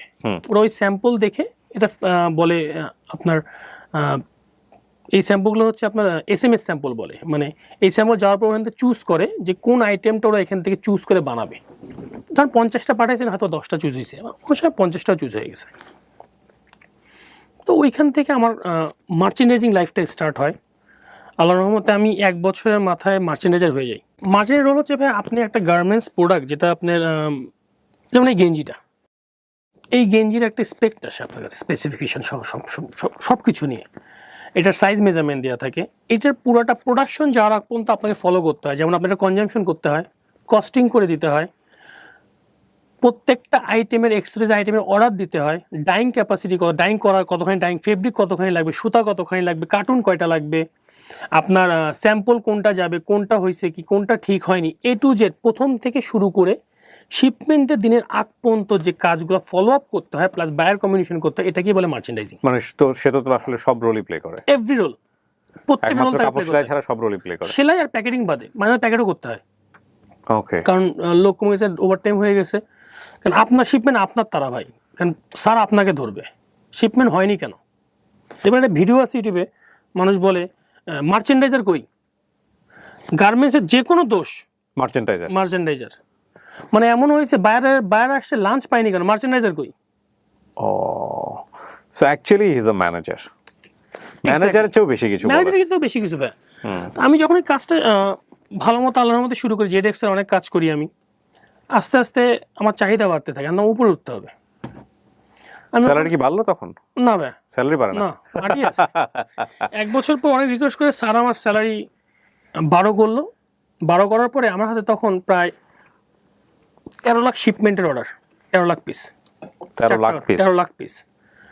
আমি দেখলাম এখন চান্স আমার জাম্প করার, কারণ তখন শিপমেন্টের মাঝামাঝি, আপনি যদি জব ছেড়ে দেন শিপমেন্ট ধরা যাবে। আমি স্যার বললাম, স্যার আমি চাকরি করবো না। স্যার আমাকে বলতেছে, ভেরি কমন ট্রিক এবং এটা কর্পোরেটে খুব বেশি হয়। চাকরি করবো না মানে তুমি কি বলেছো? I have a good offer. Sir আমার তো অফার চলে আসছে। অফার চলে, স্যার কই আপনাকে 12,000 দিচ্ছেন স্যার। আমি একটা কথা বলি আপনাদেরকে, ব্র্যান্ডিং বাংলাদেশ যারা এই 50টা এপিসোড গেছে আপনাদের ইউটিউবে আছে, স্টুডিও অফ ক্রিয়েটিভার্স লিমিটেডের, আর বলাটা উচিত হবে না, আমি তারপরেও বলতেছি, মানে আমি আমার নিজের এক্সপিরিয়েন্সের জায়গা থেকে বলি, আপনি যদি খুব মনোযোগ দিয়ে 50টা এপিসোড দেখে থাকেন, বিলিভ মি, আপনার একাডেমিক বিদ্যা আপনাকে যা শেখাবে তার চেয়ে অনেক কিছু আপনি শিখতে পারবেন বিভিন্ন রকম সাইডে। আমি একাডেমিক বিদ্যাকে ছোট করছি না, but believe me, this is true, because all practical experience এখানে শেয়ার করা হয়। হ্যাঁ, তো ভাইয়া স্যার তো চেতে গেল লিটারালি, তোমাকে আমি বসাইছি, সব রেসপন্সিবিলিটি আমার। মাহমুদকে ডাক দাও, মার্চেন্ট ম্যানেজার। মাহমুদ ভাই আসলো, তুমি এক নোয়াখালী বানিয়েছো নোয়াখালীর মতো, কেন স্যার কি করছো? ও চাকরি করবে না। মাহমুদ তুই তো গাড়ি করে বলতো, কিরে চাকরি করবি না মানে? তো শিপমেন্ট আছে না? ভাই আছে তো ভাই, ওনাকে আমি গুরু বলে ডাকতাম, স্টিল আমি এখন ওনাকে গুরুই বলি আমি। কেন আমার এই লাইনে আসার উনি হচ্ছে মেইন, মাহমুদ ভাই। তো ওখান থেকে কাজ করতে করতে স্যারকে বললাম, স্যার আমি তো কাজ করবো না স্যার, আমি তখন মাসের আমার মনে আছে 17 না 18 তারিখ হয়, আমি 1 তারিখে ছেড়ে দিব। আর তার পরের মাসে 7 তারিখে ছিল শিপমেন্ট। তো স্যার বললো না আমি দেখতে স্যার, আমি তো হচ্ছে না স্যার আমার। কত টাকা দিয়ে স্যালারি পাইছি ওখানে? মাহমুদ ভাই পার্সোনালি ডেকে বললো, ভাই ওখানে আমি অফার পাইছি 60,000 টাকা। আমি তো কোনো অফারই পাইনি ভাই আমি। হ্যাঁ সেটা তো আমি বুঝতেই পারছি। পরে আমাকে ইডি স্যার ডেকে বললো, শোনো এই মাস থেকে আমি তোমাকে স্যালারি 20,000 করে দিচ্ছি, তুমি আর 2টা মাস করে নেবে, তারপর তোমার স্যালারি বাড়াই, এই শিপমেন্টটা চলে যাক, আমি তোমার স্যালারি বাড়াই দিই। হ্যাঁ মানে তা কিন্তু আমি জানি না আপনি এগ্রি করছেন কিনা। আমি না তখন আমি এগ্রি করতে বাধ্য ভাই, কারণ আমার তো চাকরি হয়নি অন্য কোথাও। ও আচ্ছা। আমি তো ধাপ্পা মারছি এটা। আমি পরে যদি আবার এগ্রি করে ফেলে তখন তো আবার ঠিক আছে না করবে না ভাই, আমি 100% শিওর ছিলাম করবে না। কারণ আমি যে ক্রিটিক্যাল পিজা ইটালিয়ান যদি নাম শুনে দেন, পিজা ইটালিয়া, অ্যাডমিরাল, LCYKK, তারপর যে মাদার কেয়ার, সব থেকে বড় বড় কোম্পানি আমি তখন ডিলিংস করি। ওকে। আমি যদি আর এবং এইসব বাইং হাউসের লোকজন যখন আমার ফ্যাক্টরিতে আসতো বা কখন যদি কোনো কথা বলা বায়ার যদি ডাক দিত, ওরা বলতো we don't talk with MD, we want to talk with আদি। ওকে, কমফর্ট ফিল করতো। আদি যদি আমাকে বলে শিপমেন্টের ডেটা, তার পিছনে ওই ডেটে শিপমেন্ট হয়ে যাবে, ও যদি বলে হবে না, তার মানে হবে না। এইরকম কনফিডেন্স ছিল তারা আমার উপর। আমাকে বললো যে এখন ঠিক আছে স্যার, আপনি যখন বললেন 2 মাস পর কিন্তু বাড়া দিতে হবে, আমার স্যালারি কিন্তু হাই করতে হবে। এর মধ্যে আমার তো মাথায় বলবে আমার তো চাকরি খুঁজতে হবে এখন। বাদ দিয়ে দিতে পারে তো। 2 মাস পর বাদ দিবে, আমি জানি এটা 100% বাদ দিবেন, ও তো আমাকে ইউজ করবেই। বাট আনফর্চুনেটলি ওরা আমাকে ইউজ করেনি, আসলে আমাকে বাদ দেওয়ার ওদের কোনো ইন্টেনশন ছিল না। এর মধ্যে আমি একটা LCT নামে একটা গার্মেন্টস ছিল তখন, এটা আপনার আশুলিয়া খেজুর বাগান দিয়ে অনেক ভিতরে ছিল। ওইখানে আমাদের বাইং হাউস যেটা জেডএক্সেতে আজিম ভাই নামে একজন মার্চেন্ট ছিল ওখানে, উনি আমাকে ওখানে রিফার করে। তো ওখানে ইন্টারভিউ দিই, ওখানে আমি স্যালারি চাই 75,000 টাকা অ্যাজ আ সিনিয়র মার্চেন্ডাইজার। ওরা রাজি হয়ে যায়, আমার ইন্টারভিউ নিয়ে ওরা রাজি হয়ে যায়, ফাইন, এক্ষেত্রে আমার সব কাজ হবে। কারণ আমি একটা কম্পোজিট ফ্যাক্টরি রান করি, আর ওদের শুধু আপনার সুইং, ফিনিশিং আর প্রিন্টিং আছে, আর কিছুই নেই। সো এর দ্বারা আমার ফ্যাক্টরি দাঁড়ায় যাবে। ওরা জানতে ওভার প্রফেশনাল, খুব প্রফেশনাল, আমি খুব মেনটেন করি ভাই। তো ওখান থেকে আসার পরে যখন আমার ওই শিপমেন্টগুলো চলে গেল, তাহলে স্যার এখন, তখন স্যার আমাকে বললো যে তোমার ব্যাপারে কথা বলছি MD স্যার এবং চেয়ারম্যান ম্যাডামের সাথে কথা বলছি, ওরা তোমার স্যালারি বাড়ায় দিবে। কত বাড়াবে স্যার, কতখানি দিবেন আপনি আমাকে? তখন বললো যে আমি তোমাকে 50,000 টাকা দিব এখন। আমি রাজিও হই, কারণ পুরাতন জায়গা, কাজ শিখছে এখান থেকে, এতটা নেমোখানিপনা করা উচিত হবে না। কিন্তু এর মধ্যে একটা ইনসিডেন্ট ঘটে ভাই, ওইখানে মালিক পক্ষের একটা ছেলে জয়েন করে। আচ্ছা। টপ ক্লাস লেভেলের বেয়াদব। আমি, মাহমুদ ভাই, আরাম ভাই, ইমরান, শুভ কাকু, আমাদের 5 জনের টিম ছিল, নাজমুল ভাই 6 জন। মানে আমরা যা করতাম 6 জন মিলে করতাম। 6 জনের মধ্যে কোনোটা কারো যদি প্রবলেম হতো, আমরা সবাই মিলে প্রোটেস্ট করতাম। তো একদিন ওই ছেলেটা দেরি করে আসছে, আমি তখন ফ্লোরে, চেয়ারম্যান আমাকে বলতেছে কে আসছে, ম্যাডাম ওই ছেলেটা আসছে। তো ওকে বলো গেটের বাইরে দাঁড়াতে, গেটে না ঢোকে। উনি ছিল MD স্যারের আত্মীয়, চেয়ারম্যান ম্যাডামের তার আত্মীয় না। তো ম্যাডাম বলছে আমার তো কিছু করার নেই, আমাকে ডেফিনেটলি ফোন দিয়ে তাকে বলতে হবে। ম্যাডাম বলছে আপনি আর অফিসে এসেন না, কেন ধরেন 9টা ডিউটি আমাদের, ও আসতো 11টা 12টা, বেড়ে যেত 4টা 5টা, ম্যাডাম আপনাকে আসতে মানা করছে। তো বললো ঠিক আছে। উনি যে ডাইরেক্টর স্যারের কাছে কমপ্লেন দিল যে আমি আর আরাম ভাই নামে একজন ছিলেন, এখন উনি আসে হচ্ছে পিরান বাইং হাউসে, আমরা 2 জন মিলে ওকে বের করে দেওয়ার চিন্তা ভাবনা করতেছি। ডাইরেক্টর স্যার আত্মীয় যেহেতু, ওই জুনিয়র একটা ছেলের সামনে আমাকে ডেকে এবং আরাম ভাইকে ডেকে বললো ওর পরিচয় জানো তোমরা, ও যদি চায় তোমাদের কান মুলে দিতে পারে। বা কথাটা আমি হজম করতে পারিনি, কান মুলে দিবি সেদিনকার ছেলে। রুম থেকে বের হয়ে ডেস্কে আসতে আমার যতক্ষণ টাইম লাগছে। আমাদের নিয়ম ছিল ভাই, আমরা যদি রিজাইন দিই তাহলে শুধু অফিস কেন্দ্রিক বসদের রিজাইন দিয়ে বের হতে পারবো, কিন্তু আমি ওখানে এই কাজটা করি না। আমি আমার যত বাইং হাউস যতগুলোতে আমি কাজ করতাম সবাইকে সিসি রেখে মেল করে দিছি আমি জব করবো না। এই একটা মেলে আধা ঘন্টার মধ্যে পুরো ফ্যাক্টরিতে মনে করেন হাওয়া লেগে গেছে। প্রত্যেকটা বাইং হাউস থেকে রিপ্লাই মেল আসছে, হোয়াই ইজ হি লিভিং, আমাদের শিপমেন্ট আছে, আরও অর্ডার আসতেছে, ও কেন যাচ্ছে, let MD to answer this. কোনো টপ ম্যানেজমেন্ট, MDকে আনসার করতে হবে কেন আমি যাচ্ছি। আমি তখন জেডএসএ মিটিং এসে বাইরে দিয়েছে, মাউদের ফোন দিয়ে বল তুই একটা কাজ করলি, এরম মেল দিয়ে তোর উচিত হয়েছে, ভাই গুরু করে দিছি তো, আমাকে তো অপমান করাটা উচিত হয়নি তাদের। এটা একটা পর্যায়ে বেশি হলে এমডি স্যার বলে যে না, ওর যেহেতু বেশি মাথা খারাপ, বেশি মাথা গরম, ইগোতে, ওনারও ইগোতে লাগবে ডেফিনেটলি। ওরা চাকরি করার দরকার নেই। বা একদিন আমরা 6 জন চাকরি ছেড়ে দিই একসাথে। আমি, মাহুদ ভাই, নাজুল ভাই, ইমরান, শুভ কাকু, আরাম ভাই। কারণ আমার উপর যখন আসছে 2 দিন 3 দিন 4 দিন 5 দিন আগ পিছে আমরা সবাই ছেড়ে দিই চাকরি। সবাই আবার যা যেমন চলে যায়। আবার ওখান থেকে আমি জয়েন করি, যেখানে ইন্টারভিউ দিয়েছিলাম 75,000 টাকাতে, ওখানে আমি জয়েন করি সাথে সাথে। ও নিয়ে নেয় আমাকে, কারণ জানে আমার সম্পর্কে।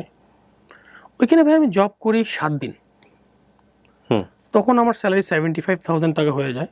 তখন তো জব করতে গেলে আমার একটা বাইং হাউসে অফার আসে, যেখানে আমাকে স্যালারি দেবে নিয়ার অ্যাবাউট 1,25,000 টাকা, কাজের উপর ডিপেন্ড করে। ওখান থেকে আমি আবার সুইচ করি 15 দিন পর ওখানে। আচ্ছা, বাড্ডাতে অফিস ছিল ওদের। হঠাৎ করে ভাই করতে করতে একদিন, এর মধ্যে ভাই আমাদের কিন্তু গার্মেন্টস রেটটা ছিল ঈদের সময়, বা নর্মালি আপনি যদি কমিশন খান অ্যাক্সেসরিজ থেকে, যদি আপনি সাপ্লাই, আমি ধরেন আপনার কাছে অর্ডার দিব যে আমার কেয়ার লেভেল লাগবে 5 লাখ পিস, সাইজ লেভেল লাগবে 10 লাখ, এরকম যদি অর্ডার দেয়, প্রতিটাতে যদি 1 পয়সা 2 পয়সা করে কামাই, প্রতি মাসে আমার ইনকাম থাকতো 10 লাখ টাকার উপরে। মিনিমাম 10 লাখ টাকার উপরে ইনকাম থাকতো যদি আমি চাইতাম। ওকে, বলো যে ভাই শিক্ষা পেয়ে আসছি, 32,000 টাকা নিয়ে 37,000 টাকা ধরা খাইছি, ওই তবা ভাই এখনো আমার আছে। না, এই কাজ করা যাবে না। এদের সময় প্যাকেট দিত একটা করে সবাইকে, 10,000, 20,000, 50,000 টাকা, মানে বুঝে কার কীরকম ডেজিগনেশন। আমাকে কেউ দিতে পারেনি আজ পর্যন্ত, কারণ আমি শিক্ষা একবারই পাইছি ভাই। ওখান থেকে হঠাৎ করে ভাই আবার ভূত চাপে যে আমি এত টাকা একটা কোম্পানিকে আর্ন করে দিচ্ছি, নিয়ারলি মান্থলি ধরেন 1 থেকে 1.5 কোটি টাকার মতো প্রফিটই করেছি একটা হাত থেকে, আরও তো অনেক হাত আছে। আমি যদি নিজে বিজনেস করি তাহলে আমি এর থেকে বেশি কামাতে পারবো। কত সালে রিয়েলাইজেশন এটা? 2013 সালে। 13 সালে, ওকে। রিয়েলাইজেশন হলো, মেল দিলাম, রিজাইন করলাম, আব্বুকে জানালাম। ওইবার ফার্স্ট আব্বু আমাকে বললো, তুমি কি পাগল, কী করবো তুমি লাইফে, কিছুই করতে পারবো না। আমি সে দেখা যাবে। বড় বোনের তখন বিয়ে হয় মাত্র, বড় বোন তখন ব্যাবিলন গ্রুপে ছিল ফ্যাশন ডিজাইনার হিসাবে। ওকে বললাম, দিদি আমি তো চাকরি ছেড়ে দিচ্ছি। তো খুব ভালোবাসতো। কেন ভাই? আমার মনে হচ্ছে আমি ব্যবসা করতে পারলে অনেক ভালো কিছু করতে পারবো, আমার জন্য দোয়া করিস বলে আমি চাকরি ছেড়ে দিয়ে চলে আসি। আমি আর কোনো, ওই ফ্যাক্টরি ক্যালকুলেটার এখনও আমার অফিসে আছে, আমি এখন ইউজ করি ক্যালকুলেটারটা। একটা জিনিসই নিয়ে আসছিলাম ওখান থেকে। আমি যখন বের হই ভাই, তখন আমার পকেটে, আমার অ্যাকাউন্টে মনে ছিল হার্ডলি 10 থেকে 15,000 টাকা। আমার ব্যাংকে কোনো টাকা নাই, বেতন তো পেলামই না, কারণ 7 দিন জব করেছি, কী বেতন দিবে আমাকে? তখন দিদির বাসায় থাকি, কল্যাণপুরের বাসায় থাকি। তো বিজনেস করতে তো ভাই টাকা লাগবে, বাবা তো টাকা দিবে না, কেউই টাকা দিবে না, ফ্রেন্ড সার্কেলও টাকা দিবে না। তো টাকাটা দিবে কি আমাকে? কেউ দেয় না ভাই টাকা। তখন লাইফ শিখাইছে যে ফ্রেন্ড সার্কেলের জায়গায় ভালো আছে ভাই, হেল্প করার জায়গায় কেউ নাই। হ্যাঁ আছে, যদি আপনার টাকা থেকে থাকে ভাই তাহলে আপনি হেল্প করবে, টাকা না থাকলে আপনি কেউ হেল্প করবে না। এটা আমার এক্সপিরিয়েন্স বলতেছে ওই সিচুয়েশনে। Plus there is an interest, right? আপনাকে হেল্প করলে তারও একটা বেনিফিট হবে হয়তো ফিউচারে। করেনি তখন ভাই। আমি তখন দিদি এসে দেখতো, ভাই তুই করে বাইরে গেছি, তোর বাইক নিচে তুই বাইরে গেছিস কেন? বাইক চালাতে ভালো লাগছে না, তেলের টাকা নাই তো আমার কাছে। হেঁটে হেঁটে আমি ধানমন্ডি গেছি, মোহাম্মদপুর গেছি, আবার হেঁটে হেঁটে আসছি বাসায়। কারণ আমার তো, আমি অনেক কিছু ডিসকাস করছি কী করা যায়। পাবনায় আমাদের দোকানের বাড়ি, আমার ছোটো দোকান ছিল, তুমি যেটা আমি একটা শোরুম দিব, শোরুম দিতে প্রায় 8-10 লাখ টাকা লেগে যাবে, কই পাবো? তখন আমার বড় বোনের স্যালারি অ্যাকাউন্টে ওদের লোন দিচ্ছিল। তখন আমি ওর অনেক বুঝাই দিদি আমাকে একটা লোন করে দেয়। ও তখনকার সময় মানে 4.5-5 লাখ টাকা ঋণ করে দিচ্ছিল। আমি তখন পাবনাতে শোরুম দিই ভাই, পাবনাতে সেটেল হওয়ার চিন্তা করি যে আমি শোরুম থেকে শুরু করবো আস্তে আস্তে সব কিছু। শোরুমটা দিই ওখানে, আলোর রহমতে ভাই আমি খুবই ভালো রেসপন্স পাই। পার ডে আমার 10,000-15,000 বেচা কিনা হতো, হলে আমার 5,000 টাকা প্রফিট। কিসের শোরুম দিলেন আপনি? অ্যাপারেল, জামা কাপড়ের, শুধু ছেলেদের। ওকে। আর মেয়েদের 3 পিস তুললাম, খুব লিমিটেড কালেকশন। এভারেজ 10-15-20,000 টাকা সেল হতে থাকলো। আপনি কোথা থেকে নিতেন এই প্রোডাক্টগুলো? এই যেরকম বাইং হাউস আছে, ফ্যাক্টরি আছে, পরিচিত জায়গাগুলো হয়ে গেছে আমার তখন। আমি একদিন চাকরি করি তো অনেক জায়গায় অনেকের সাথে পরিচয় হয়ে গেছে। তারপর জেরক্স সেলের সব থেকে বড়টা কথা, ওদের অ্যাডমিনের সব মাল আমি নিতাম। তো তবে ফার্স্ট 1 year ওয়াজ লাইক, মানে আমি মাসে 3 লাখ 4 লাখ প্রফিট করছি খালি। আমার তো ঘুম হারাম ভাই, আমি তো লাইনে চলে আসছি একবারে। তখন আবার ওই ভূত চালু, ঢাকায় কিছু করতে হবে, তো পাবনায় তো করে লাভ নেই। সো কল ফ্রেন্ডের কাছে ভরসায় রেখে গেলাম দোকানটা। ডিজাস্টার শুরু হলো। ওরা কি করতো, ধরেন প্রোডাক্ট কিনছে বাইরের থেকে, প্রোডাক্টের দাম 250 টাকা, ওরা আমাকে দেখো 450 টাকা কিনছে, এখান থেকে 250 টাকা গ্যাপ। সেল করতো ধরেন 800 টাকা, কিন্তু চালানো তো 700 টাকা, ওখান থেকে 100 টাকা গ্যাপ। এই টাকাটা একবারে পাচ্ছে, এটা প্রতিদিন পাচ্ছে। তা আমি একদিন বলে শোনা যাচ্ছে, আমি থাকা অবস্থাতে এরকম সেল হতো না, এখন কেন এত সেল পড়ে যায়, প্রোডাক্টের দামও বেড়ে গেছে। কী হবে বন্ধু, সেল তো হয় না, অবস্থা তো খারাপ, আরও শোরুম হয়ে গেছে। তো এর মধ্যে আমি যখন পাবনাতে আসি ঈদের সময়, একদিন আমি আমার দোকানে, আমি কখনো বস চেয়ারে বসি না, আমার এটা অভ্যাস, গিল ফিল লাগে কেন জানি। আমি সেদিন কী করতে জানি, টাকা কি বের করে বস চেয়ারে বসে নিচে ড্রয়ার যখন খুলছি, তখন দিকে ওখানে ফয়েল পেপার, লাইটার, চকচক কিছু টাকার নোট, দ্যাট মিনস ইন্ডিকেটিং, বুঝতে পারছেন হয়তো আপনি। এবং আমি ওটা শেষ করে চেঞ্জিং রুমে যেয়ে দেখি, চেঞ্জিং রুমে একই পরিবেশ, স্মেলটাও ওরকমই আছে। তবে টাকাটা কোথায় যাচ্ছে বুঝছি আমি, ওদেরকে বের করে দিয়ে আমি নতুন একটা সেট রাখি। তো নতুন সেট আপে একই অবস্থা ভাই, চুরি আর আমি ঠেকাতে পারতেছি না, কোনোভাবেই পারতেছি না। এর মধ্যে 2015 সালে, 14 কি 15 সালে ভাই আমার বড় বোনের ডিভোর্স হয়ে যায়। তখন বাচ্চাকে বলে 1 মাস 2 মাস, আমার দুলাভাই ছেড়ে যায় আমার বড় বোনকে। তখন আমি যখন ঢাকায় যাই ভাই, তখন ঢাকাও কিন্তু কিছু করি না আমি, বাইরে হচ্ছে একটা অফিস ছিল, ওইখান থেকে আমি প্রোডাক্ট নিতাম, ওনার সাথে ভালো সম্পর্ক ছিল, তমাল নাম ছিল, তমাল ভাই। ওনাকে বলতো এটা কাজ কর, তুই আমার প্রোডাক্টগুলো বাইরে মার্কেটিং কর, সেল কর, কমিশন নিবি এখান থেকে। ভালো আইডিয়া, এটা তো আমি পারি, এটা কাজ করতেই পারবো। ওইখান থেকে আমি চিন্তা মতো কিছু করতে হবে ভাই। আমার বোনের যখন ডিভোর্স হয়ে যায়, ডিভোর্স হয়ে যাওয়ার পরে আপনার 3 মাস পর অফিস পলিটিক্স ও চাকরিটাও চলে যায়। বিপদ যখন আসে চতুর্দিক থেকে আসে আর কি। তখন তো আপনি বিয়ে শাদী করেন নাই, তখন বিয়ে শাদী করেন। আপনার বাবার বেকারি তখন আছে, বাট ডিজাস্টার অবস্থা চলে গেছে। ওকে। আব্বু তখন, আমার বাবাকে দেখছি ভাই লাস্ট স্টেজেও মানুষজন হাসি উড়াতো যে মৌটুসিতে যা 10 টাকা জিরা লাগবে, যা এনে দিবে। কারণ বাবাকে দেখতাম ভাই, আমার পুরো দোকান মিলে কোনো প্রোডাক্ট থাকতো না, আব্বু বসে থাকতো, কোনো কাস্টমার আসছে কিছু চাইছে, ওই কাস্টমার ফেরাতো না। আব্বু বলতো লক্ষ্মী, বলতো বসেন আমি এনে দিচ্ছি। আব্বু ওই অবস্থায় মাজা ব্যথা পা ব্যথা নিয়ে বাইরে যেত, অন্য দোকান থেকে কালেক্ট করতো, কালেক্ট করে এনে ওনাকে দিত, 5 টাকা 10 টাকা লাভ হতো, যেটা ওটা আব্বু রাখতো, বাকিটা দিয়ে দিত। তখন লাইফ টাইফে চলতে থাকলো। আমি নিজের চোখে দেখছি এগুলো ভাই, মানে একটা মানুষ যখন খারাপ থেকে ভালো জায়গায় যায় না, এটা কিন্তু অন্যরকম একটা ফিলিং। বাট আপনি যদি ভালো জায়গাতে খারাপ জায়গায় যখন নেমে আসবেন, এটা ভাই মানতে পারবেন না। আর আমাদের মতো মিডল ক্লাস ফ্যামিলির একটা বড় সমস্যা আছে ভাই, you can not change your standard of living. মান সম্মান, ভুয়া মান সম্মান, যাই হোক, একটা জায়গা থাকলে নামা যায় না ভাই। তো আব্বু তখন, বিকজ মানুষ অনেক অনেক টিকাটুপ্পনি করে চারপাশ থেকে, এটা নেওয়া যায় না।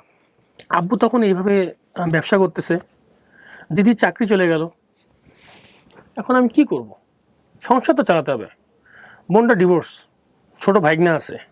এর মাঝখানে আমার একটা ফ্রেন্ড ছিল ভাই দুবাইতে, খুব ক্লোজ ফ্রেন্ড। আমার মোবাইলের খুব শখ, কিন্তু টাকার অভাবে কিনতে পারতাম না। ও আমাকে একটা Note 4 এনে দেয় স্যামসাংয়ের, বাংলাদেশ থেকে কিনে দেয়, নিয়ার অ্যাবাউট 60,000 টাকা প্রাইস পড়ছিল। ফেসবুক অনেক স্ট্যাটাস দিই, জীবনে ফার্স্ট আমার কেউ গিফট করলো এত দামি গিফট, ব্লা ব্লা ব্লা, ভাই মাই অনেক কিছু লিখি ভাই ফেসবুকে আমি। তো ও আমাকে আইডিয়া দিল এখানে একটা সেলুন করা যেতে পারে শঙ্করে, চল তার 2 জন মিলে একটা সেলুন করি, টাকা তো ইনকাম লাগবে। তো ওইখানে আমি লেসন শিখি ভাই, কখনো এক ব্যবসার টাকা আরেক ব্যবসা ঢুকাতে হয় না। মানে আপনার যেটা এক্সিস্টিং বিজনেস আছে, ওই বিজনেসের টাকা নিয়ে আপনি যদি তার নতুন ব্যবসা শুরু করতে যান, এটা ভুল। কেন? আপনি প্রফিট ইনভেস্ট করেন, ও মূলধন ইনভেস্ট করবেন, মানে ওই বিজনেস তুলে নিয়ে, মূলধন তুলে নিয়ে অন্য একটা বিজনেস। এক্স্যাক্টলি, না ওটা চলতেছে, ওটার প্রফিটটাও আছে, কিন্তু ওটা তারপর আপনি ওটা ভেঙে ফেলছেন। ভেঙে ফেলে ধরেন ওখানে আমার 5 লাখ টাকা আছে, এটা প্রোডাক্ট কিনতে তো লাগবে, কিন্তু আমি 3 লাখ টাকা সরাই ফেলছি, তাহলে এখানে আমি ইনভেস্ট করছি। ও আচ্ছা আচ্ছা আচ্ছা আচ্ছা, এটা বুঝাচ্ছি, এটা ভাই ভুল, অনেক বড় ভুল। ওটা আমি শিক্ষা পাই প্রথম। আমি আপনার শোরুমের থেকে টাকা নিতাম, কী হলো ভাই, ক্যাশ টাকা নিয়ে আমি ঢাকার বাড়ি ভাড়া চালাচ্ছি, সংসার খরচ চালাচ্ছি, এই সেলুনটা আমি দিই পার্টনারশিপে ওর সাথে। দেওয়ার পরে আমার মা মনে আছে একদিন সন্ধ্যার সময় ফোন দিছে যে বাসায় বাজার লাগবে। ভাই আমার পকেটে তখন 100 টাকাও নেই, বাজার করবো কোথার থেকে? অনেক ফ্রেন্ডের কাছে চাইছি আমি, সবাই হাসি উড়াই দিল, তোর টাকা লাগবে, তোর মজা নিস না। ওই যে সবাই তো জানে যে স্ট্যান্ডার্ড অফ লিভিং। এই সিচুয়েশনগুলো খুব টাফ হ্যান্ডেল করা ভাইয়া। কেউ বিশ্বাস করতে চায় না যে আপনার কাছে টাকা নেই, আসলেই তো নাই। লাস্টে একটা ফ্রেন্ডকে বলুন সত্যি ওর অবস্থা খারাপ, তো যদি থাকে তাহলে দে ওকে। আমাকে 1000 টাকা দেয়, এই টাকা নিয়ে বাসায় বাজার করে যাই। ওইখান থেকে আমি চিন্তা করলাম যে আমি গার্মেন্টসের ব্যবসা করবো। গার্মেন্টস ব্যবসা করতে কী লাগে, অনেক ঘুরতে হয়, অনেক জায়গায় স্যাম্পল কালেক্ট করতে হয়, করতে হয়। তো ওই যে তমল ভাইয়ের কথা বলেছিলাম আপনাকে, যারা ওখানে বাইরে রয়েছে যে মাল নিতাম, ওনারা ওখানে আমি জয়েন করি কমিশন বেস। ওইখানে আমার ডিজাস্টার হয় প্লাস একটা ব্লেসিং পাই। ব্লেসিং হচ্ছে ওখানে ওনার একটা পার্টনার জয়েন হলো, নাম সাদি ভাই। তমল ভাই যেখানে আমার ব্যবসা শুরু করি, ওনার 3টা নেশা ছিল।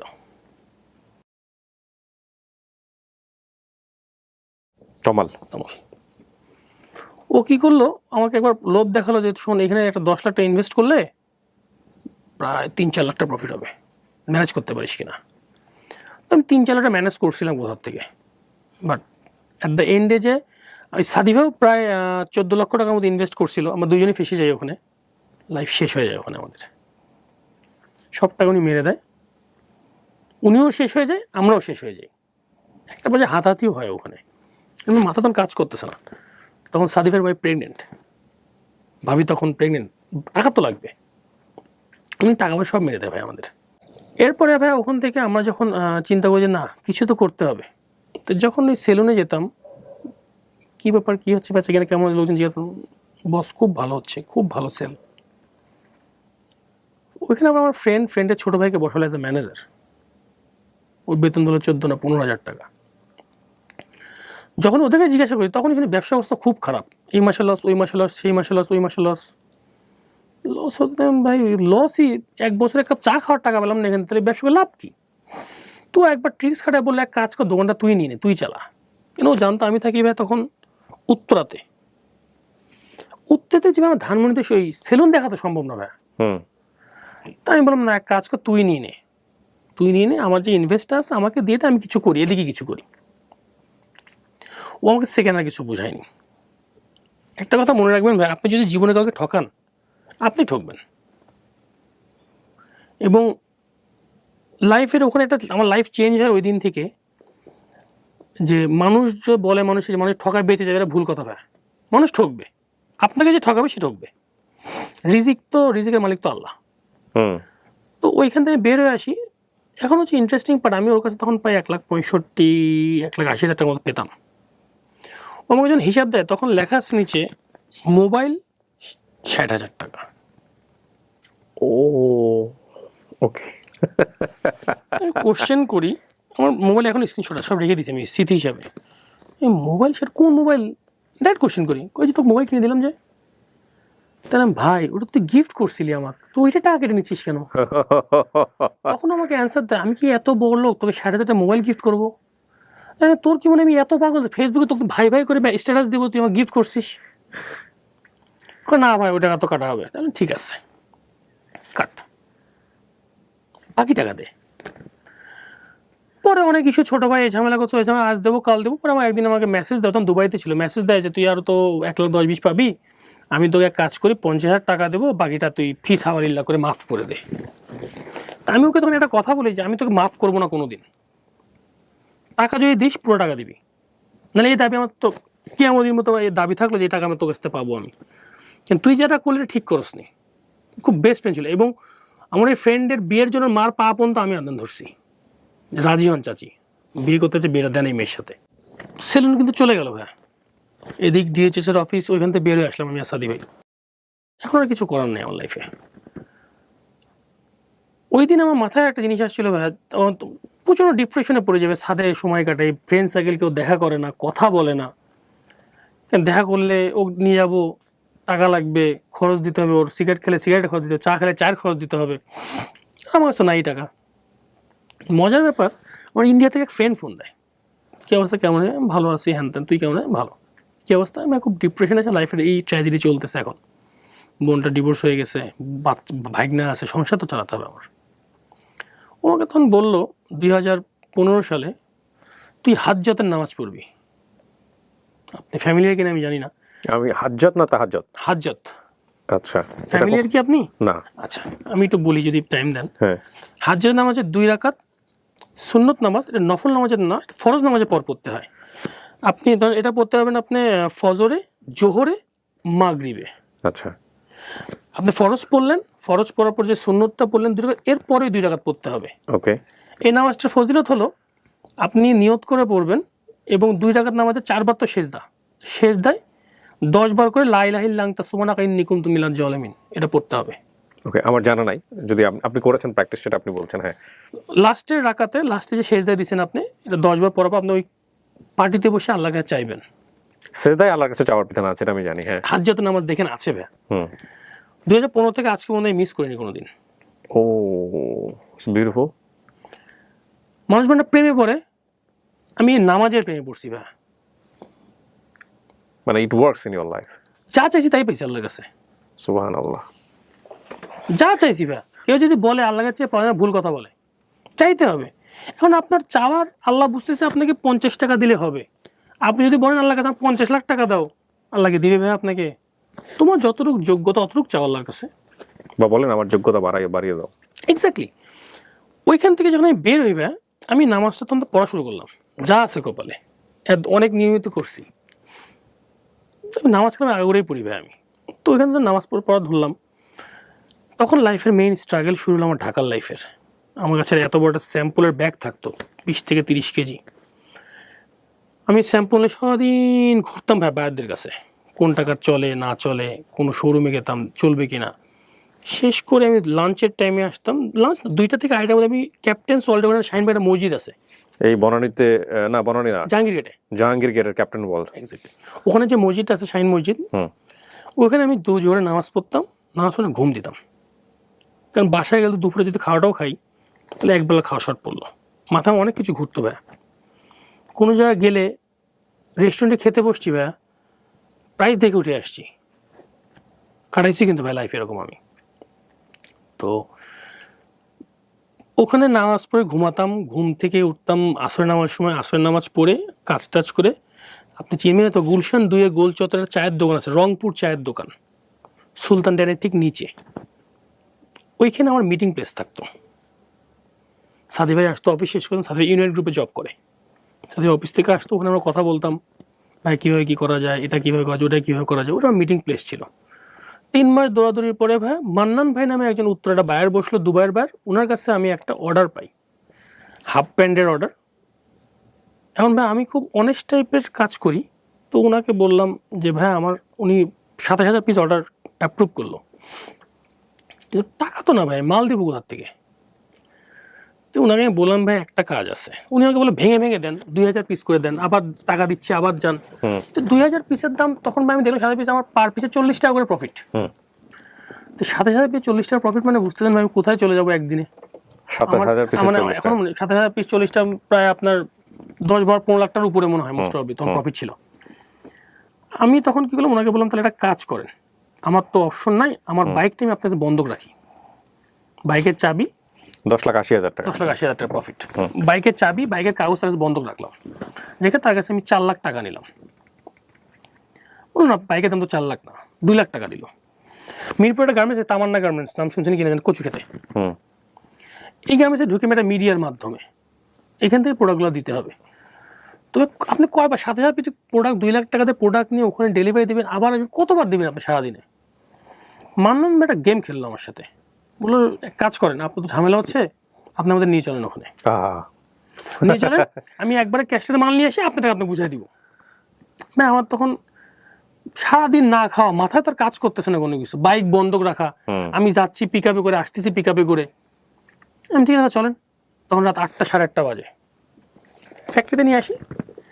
আধা ঘন্টা পর বললো না দি ভাই মাল তো চলবে না। ভাই আপনি তো অ্যাপ্রুভ করছেন, মাল তো দিয়েও আসলাম 2500 পিস অলরেডি আপনাদের কাছে, যা দিয়েছেন এই মাল আর চলবে না ভাই, আমাদের তো ভুল হয়ে গেছে, তো ফ্রেশ অর্ডারের মাল।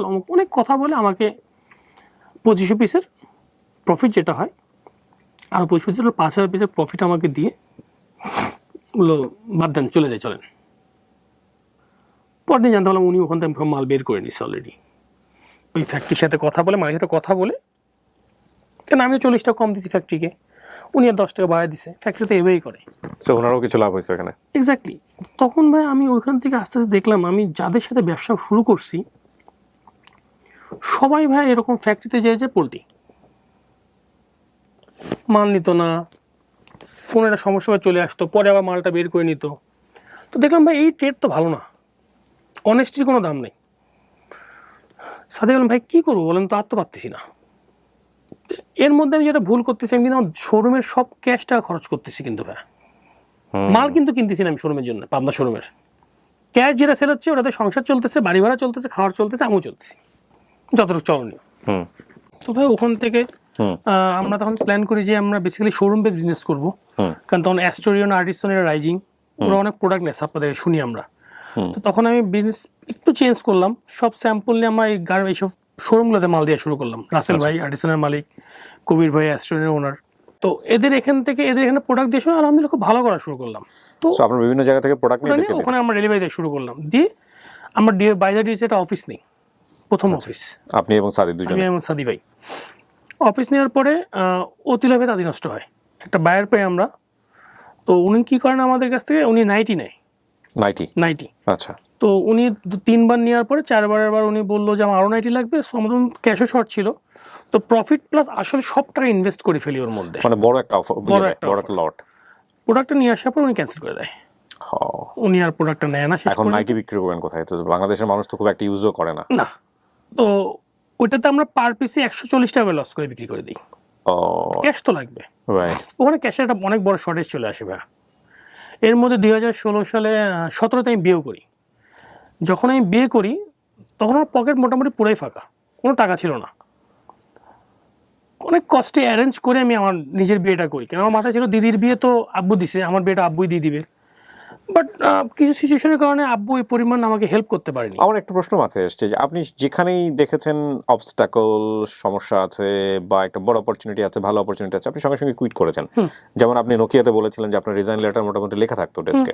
তো এই যে এতগুলো, মানে আপনি যখন ক্লোদিং বিজনেসে আসলেন, এতগুলো অবস্টাকল, এত ঝামেলা হচ্ছে, আপনি এই সেক্টরটা কুইট করছেন না কেন? আমি লাস্ট যখন মার্চেন্ডাইজিং থেকে চলে আসি, আমার মাথায় ছিল যে আমার এই সেক্টরের বাইরে আমি কোথাও যাব না। মানে এখানে বিজনেস আছে, টুডে অর টুমরো হবে এবং করবো, আমি লেগে থাকে যেটা বলে। এবং আমি ওখানে পরে লাস্টে যখন আমি বিয়ে করি, বিয়ের পরে তো ভাই অনেক রকম অবস্টাকল ফেস করতে, কারণ ওই পরিমাণ আমি ওয়েলদি না, টাকা পয়সা ওরকম ছিল না। 2018 সালে মনে আছে, তখন মানুষজন বললো ক্রেডিট কার্ড অনেক ইউজ হয়। ক্রেডিট কার্ড কি জানতামও না তখন। ব্যাঙ্কগুলোতে গেলে বললো না, আপনার তো ক্রেডিট কার্ড যোগ্যতা নাই, আপনার কোনো ব্যাংক ক্রেডিট কার্ড দিল না, কারণ ব্যাংক স্টেটমেন্ট নাই, ব্যাংক ব্যালেন্স নেই, অনেক কিছু ভাই তখন দেখতো। 18 সালে আমার কোনো ব্যাংক থেকে একটা ক্রেডিট কার্ড দেয়নি। আজকে 2023 ভাই, আমি 19 লাখ টাকার ক্রেডিট কার্ড নিয়ে ঘুরে বেড়াই। সেটা আমার লাইফের একটা অ্যাচিভমেন্ট ছিল, ওইখান থেকে এখানে জাম্প করার এখন পর্যন্ত। কি হলো তারপরে? এরপরে আমি ওখান থেকে আস্তে আস্তে যখন আমি শোরুমগুলোতে ওইখানে ধরা খেলাম ভাইয়া, ধরা খাওয়ার পরে ইউনিমার্ট থেকে একটা অপরচুনিটি আসলো যে আমরা ওখানে শোরুম প্লেস জায়গা ভাড়া নিয়ে আমরা ব্যবসা শুরু করবো। কারণ সাদি ভাই তখন ইউনিয়ন গ্রুপে জব করে। তো আমাদের ঘরেও তো এরকম প্রোডাক্ট ছিল না। আমার মনে হয় প্রথম দিকে মনে হয় হার্ডলি 75 কি 76 হাজার টাকার প্রোডাক্ট আমরা দিই গুলশান 2 শোরুমে। আমার ইন্টারেস্ট ছিল না। গুলশান 2 শোরুমে মানে ইউনিমার্টে। ওকে, তখন ইন্টারেস্ট ছিল না। ইউনিমার্টটা কিন্তু Unimart is a very good brand first of all, আর এটা খুবই লাক্সারি একটা ব্র্যান্ড। আমি জানি না, এটা আমি ভাবে বলবো, কারণ এটা সবার জন্য নয়ও, ভেরি পশ এবং নিশ একটা ক্লাসের জন্য, এবং খুব ভালো প্রোডাক্ট সেল করে ওনারা। আমাদের কোয়ালিটি মেইনটেইন করে ধরলাম আমরা, কোয়ালিটি এক্সেলেন্ট কোয়ালিটি মেইনটেইন করে ইউনিমার্ট। তো ওইখানে আমরা যখন প্রোডাক্ট দিলাম প্রথম মাসে 56,000 টাকা বিক্রি হলো। আচ্ছা, আপনারা বিভিন্ন জায়গা থেকে অ্যাপারেল দিতাম। আচ্ছা, ক্লিক করে গেল আমাদের। অ্যাপারেল অনেকে বুঝবে না, মানে ওনারা আসলে এই যে ক্লোথ দিত বিভিন্ন রকমের, কি দিতেন, কি প্রোডাক্ট দিতেন? মেন্স আর লেডিস ভাই, আমরা all kind of mens, top to bottom একটা মানুষ যা পড়বে। কিন্তু ওরা তো সব ব্র্যান্ড ওখানে রাখবে না, আপনারা ওরা কোনো কিছু প্রেসক্রাইব করতে আপনাদের? না, আমাদের প্লেস নিয়ে আছে ওখানে, আমরা ওখানে যে কোনো দিতে পারবো। আপনারা ইউনিমার্টে প্লেস নিয়েছেন? এক্স্যাক্টলি। ওকে, কারণ এখানে আমাদের সময় আমাদের 30% দিয়ে দিতে হয়। কোন জায়গাটুকু আপনাদের নেওয়া এখনো কি আছে? এখনো আছে, আমাদের প্রতিটি ইউনিমার্টে আমাদের শোরুম আছে, ড্রেস আর ফ্যাশন হাউস নামে। সফট কপি আছে, দেখতে পারবেন আপনি, ভিডিও করা আছে। ইউনিমার্ট বাংলাদেশে কয়টা আছে এখন? 3টা, ধানমন্ডি, ওয়ারি, গুলশান 2। ওরা ঢাকার বাইরে কোথাও করে না? এই যে আমরা কালকে আমি সিলেটে যাচ্ছি ভাই। সো সিলেটে 15 তারিখ ওপেনিং, আমরা যাচ্ছি প্লেস দেখে সবকিছু ঠিক তো ঢাকার বাইরে ফার্স্ট ওরা সিলেট ওপেন সিলেক্ট করতেছে। গুলশান 1 আর উত্তরা, এই 3টা ওপেন হচ্ছে আপনার নেক্সট মান্থে। তো আমার তোর ইউনিমার্টের তিনটা সো আমার এখন 6টা শোরুম হয়ে যাচ্ছে। সো ইউনিমার্টের ভিতরেই ইউনিমার্টের ভিতরে মানে ব্র্যান্ড সাব ব্র্যান্ড যেটাকে বলে এক্স্যাক্টলি ওকে আমরা সব ওখানে স্পেস নিয়া। এটা তো আপনাদের একটা সুবিধা, কারণ ইউনিমার্টে যারা যাচ্ছে তারা ডেফিনেটলি ক্লাস গ্রুপ, আবার যখন ইউনিমার্টে কোনো একটা প্রোডাক্ট তারা নিচ্ছে তখন তারা মনে করে নিচ্ছে যে এটা একটা বেস্ট প্রোডাক্ট, সেই কারণে আবার ইউনিমার্ট যখন চুজ করতেছে তখনও তো বেস্ট দেখেই চুজ যেমন ভাই করতেছে। আমি আমরা 8 বছরে ইউনিমার্টের টপ সেলার, ওয়াও, কন্টিনিউ 8 বছর যাবত আমি টপ সেলার, কেউ আমাকে বিট করতে পারেনি এখন। কি ব্র্যান্ড সেল করেন আপনারা ওখানে? ইউএস পোলো, সিকে, টমি, জি স্টার, তারপরে চাইনিজ কিছু ইম্পোর্ট, থাইল্যান্ড থেকে কিছু প্রোডাক্ট আসে, ওকে এ টু জেড, যেগুলা বাইরের সব থেকে এক্সক্লুসিভ ব্র্যান্ড, আমেরিকান বলেন, ইউকে বেস বলেন, ওই ব্র্যান্ডগুলোর অরিজিনাল প্রোডাক্ট আমি সেল করি। ডেফিনেটলি আমি ইউনিমার্ট থেকেও প্রচুর প্রোডাক্ট আমি ইউজ করেছি। ওখানে ড্রেস আর ফ্যাশন লেখাই আছে ভাই, দেখবেন ওটাই হচ্ছে আমার প্লেস। ওকে ওকে পোলো ক্লাব, এনিথিং, যে অরিজিনাল ব্র্যান্ড, আমরা কোনো কপি প্রোডাক্ট সেল করি না। ওকে সো আপনারা অরিজিনালি অরিজিনাল একদম, কারণ ওই ইউএস পোলোর কপি আছে, সিকের কপি আছে, টমির কপি আছে। আমার ততদিনে কি আপনাদের নিজেদের কোনো নাম দিলেন? ড্রেস আর ফ্যাশন হাউস লেখা আছে। ড্রেস আর ফ্যাশন হাউস, এটা আপনাদের দুই বন্ধুর? আমার সাদি ভাই। ওকে, তো ওখানে লেখাও আছে, হ্যাংটাগও দেওয়া আছে, প্লাস আপনার সাইনবোর্ডও দেওয়া আছে ড্রেস আর ফ্যাশন হাউস, ওখানে গেলেই দেখতে পারবেন। আপনাদের বন্ধুত্ব কত বছরের? ভাই বন্ধুত্ব হচ্ছে আমাদের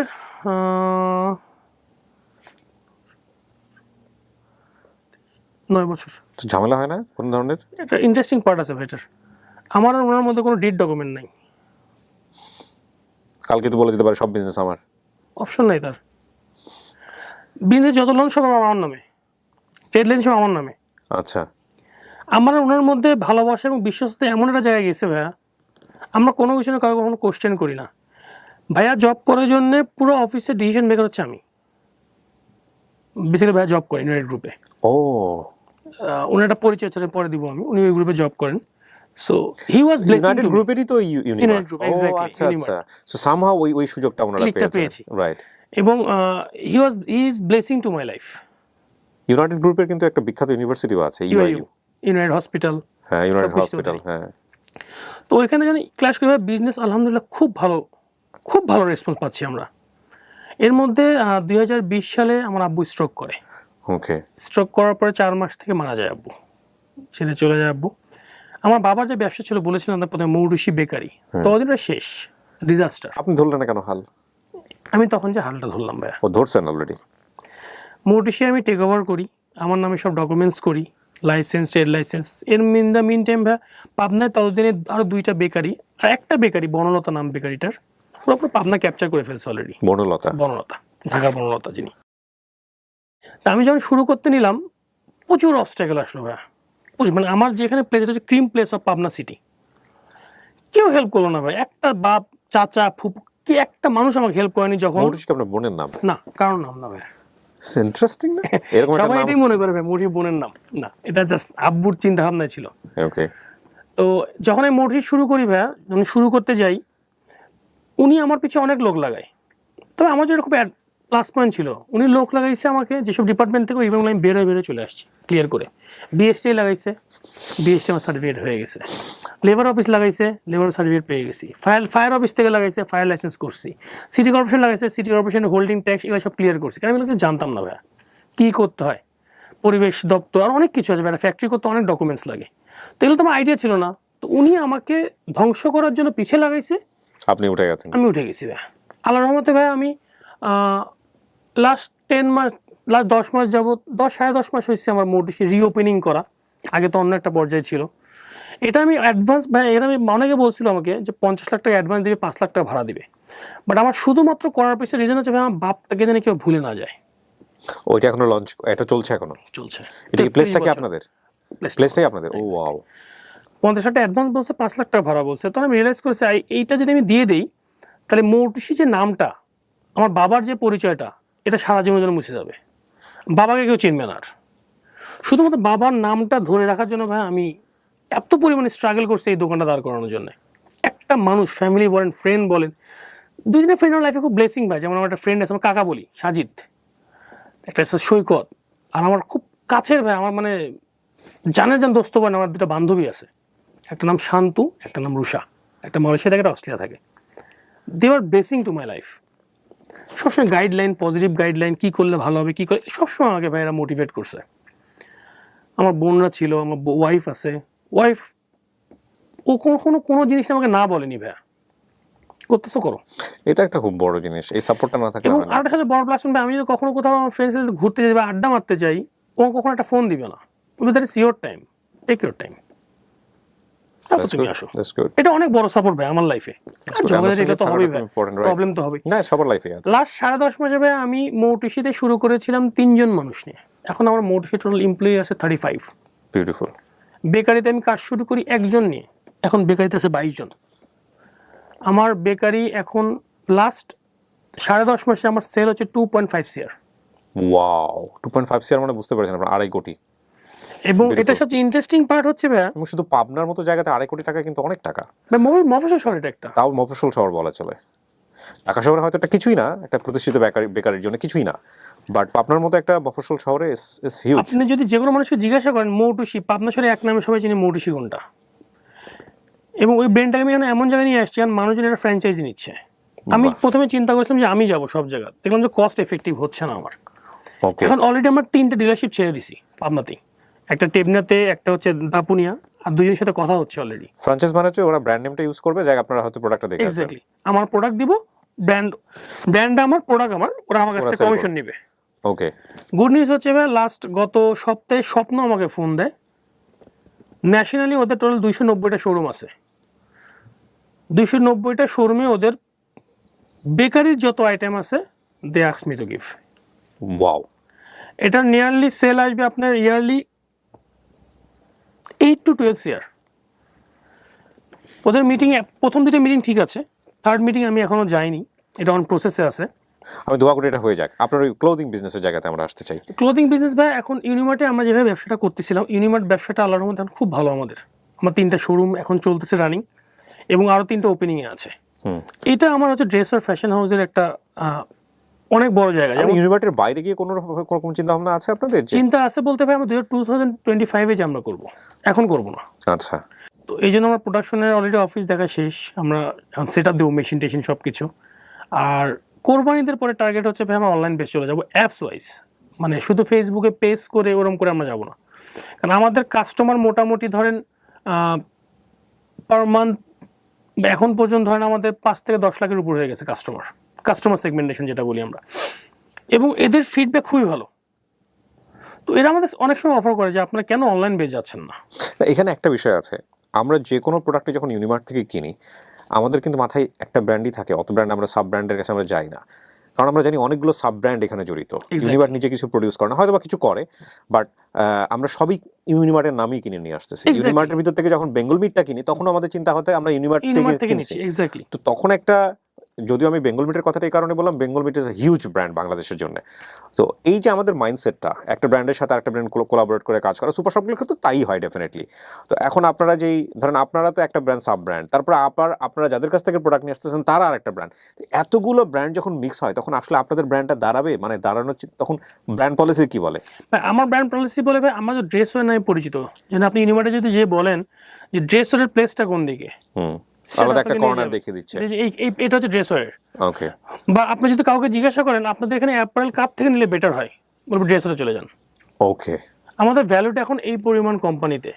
কোনো জায়গায় যখন ইউনিমার্ট যায়, সবার আগে জিজ্ঞাসা করে আমাকে বা সাদি ভাইকে যে তোমরা কোন প্লেসটা চাও, তোমরা কতটুকু জায়গা নিবা, তোমরা কিভাবে সাজাবা।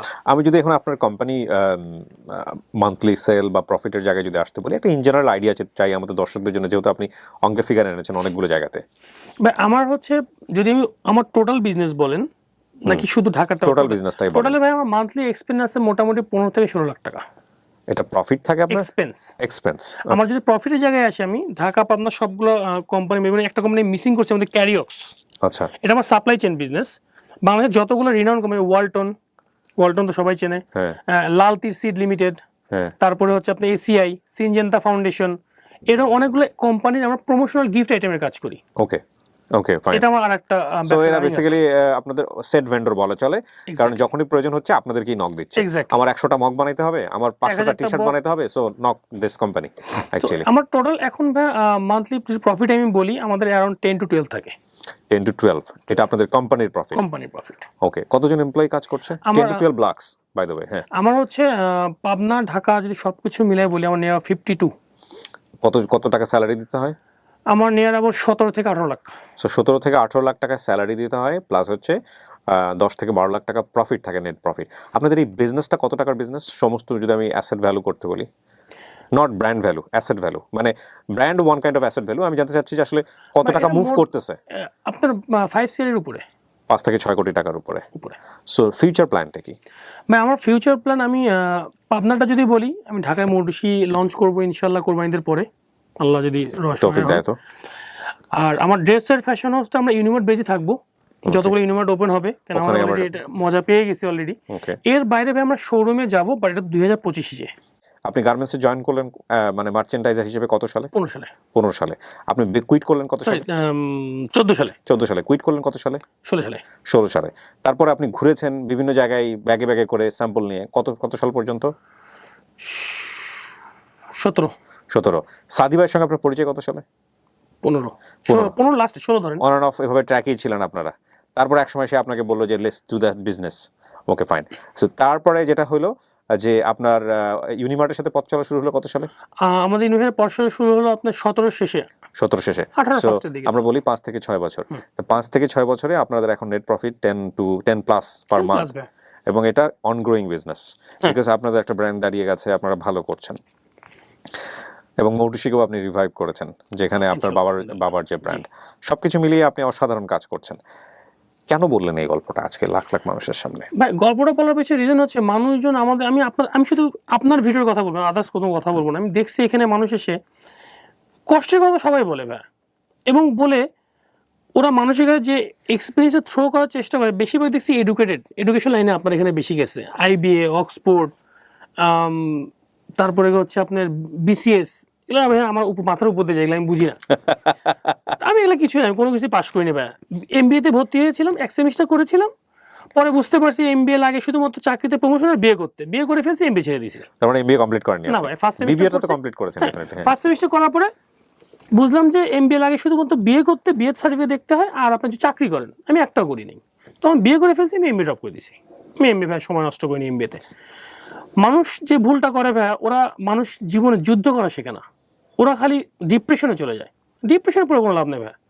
You have to be a fighter. আপনার নিজের ফার্স্ট নিজের উপর কনফিডেন্স থাকতে হবে, নিজের উপর ফেইথ থাকতে হবে যে আমি পারবো, তাহলেই আপনি পারবেন, নাহলে কোনোদিন কিছু করতে পারবেন না। যেমন আমার এরকম ডিজাস্টারের মধ্যে আমার কিন্তু অনেক ফ্রেন্ড অনেকভাবে কিন্তু আমাকে ক্রিটিসিজম করছে। আমার একটা ফ্রেন্ড আমাকে টাকা দিয়েছিল 5 লক্ষ টাকা, I still remember the day. Okay কিন্তু আমি প্রতিদিন ডিজিটাল সুদ দিতাম, ও বলতো প্রফিট শেয়ার, ডিজিটাল সুদ দিতাম। একটা সময় আমি টাকা দিতে পারিনি, আমাকে কিন্তু কথা বলতেও ছাড়ে নাই। ইভেন আমার এই ফ্রেন্ডের ওয়াইফও কিন্তু এমন একটা কথা বলছিল যে আমার মনে মধু, মুখে মধু, মনে বিষ। আমি আজকে বন্ধু ওয়ার্ডটা কিন্তু ভুলিনি। সে আমার খুব ক্লোজ ফ্রেন্ড, এখনও সে খুব ক্লোজ ফ্রেন্ড, বাট আমি এইগুলো কিন্তু ভুলিনি ভাইয়া। সো মানুষ, আমার মতে প্রত্যেকটা মানুষের উচিত আগায় যাওয়া, পিছন দেখে লাভ নেই, ফিউচার চিন্তা করে লাভ নেই। প্রেজেন্ট তুমি কি করতেছো ওইটার উপর যুদ্ধ করো, সাকসেস ডেফিনেটলি আসবে। আর যদি নামাজ কেউ কন্টিনিউ রাখে, আল্লাহ বিশ্বাস রাখে, নিজের প্রতি যদি কনফিডেন্স থাকে, যে কোনো মানুষ যে কোনো জায়গায় যেতে পারে। যে আপনি বাড়ির পাশেই, হয়তো আপনার ঘরের পাশেই এমন একটা মানুষ আছে যে মানুষটা আপনার জীবনের জন্য মোটো হইতে পারে, যে মানুষটা আপনার জীবনের জন্য আইডল হইতে পারে। আজকের এই ব্র্যান্ডিং বাংলাদেশ থেকে দুটো জিনিস আমরা নেওয়ার চেষ্টা করব। এক, যে বাচ্চাকে আমরা বড় করব তখন তার সামনে অনেকগুলো অপশন রাখবো। সে যেটা পছন্দ করে, সে যেটাতে বেস্ট করবে, তাকে সেই জায়গাটা বুঝিয়ে দেওয়া। সে সায়েন্স পড়বে, আর্টস পড়বে, কমার্স পড়বে, কোনটা পড়বে, কেন পড়বে, সেই জায়গাটা তার ক্লিয়ার রাখা, এবং তার ইন্টেনশনটাকে সেইভাবে গ্রো করা, যাতে করে BBA পড়ার পরে যেন চিন্তা না করতে হয় যে আমি কোথায় গেলে 2 পয়সা রোজগার করতে পারবো, বা MBA কমপ্লিট করে আমার কি হবে। এটা যেন কোনো বাচ্চাকে না করতে হয়, অন্তত আজকের এই ডিজিটাল যুগে যেন করতে না হয়। আমরা আমাদের জেনারেশন করেছি, আপনাদের বাচ্চারা, আমাদের বাচ্চারা যেন না করে, নাম্বার 1।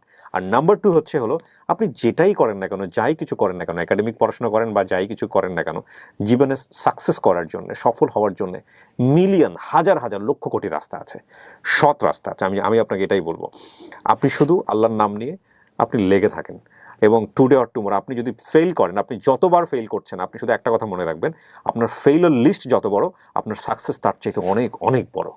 হ্যাঁ, এবং যত বেশি ফেল করবেন, ফেলটাকে ফেল হিসেবে না দেখে এটাকে এক্সপিরিয়েন্স হিসেবে দেখতে হবে। অনেক ধন্যবাদ আদি ভাই, আপনার সাথে সময়টা আমার খুব ভালো কেটেছে।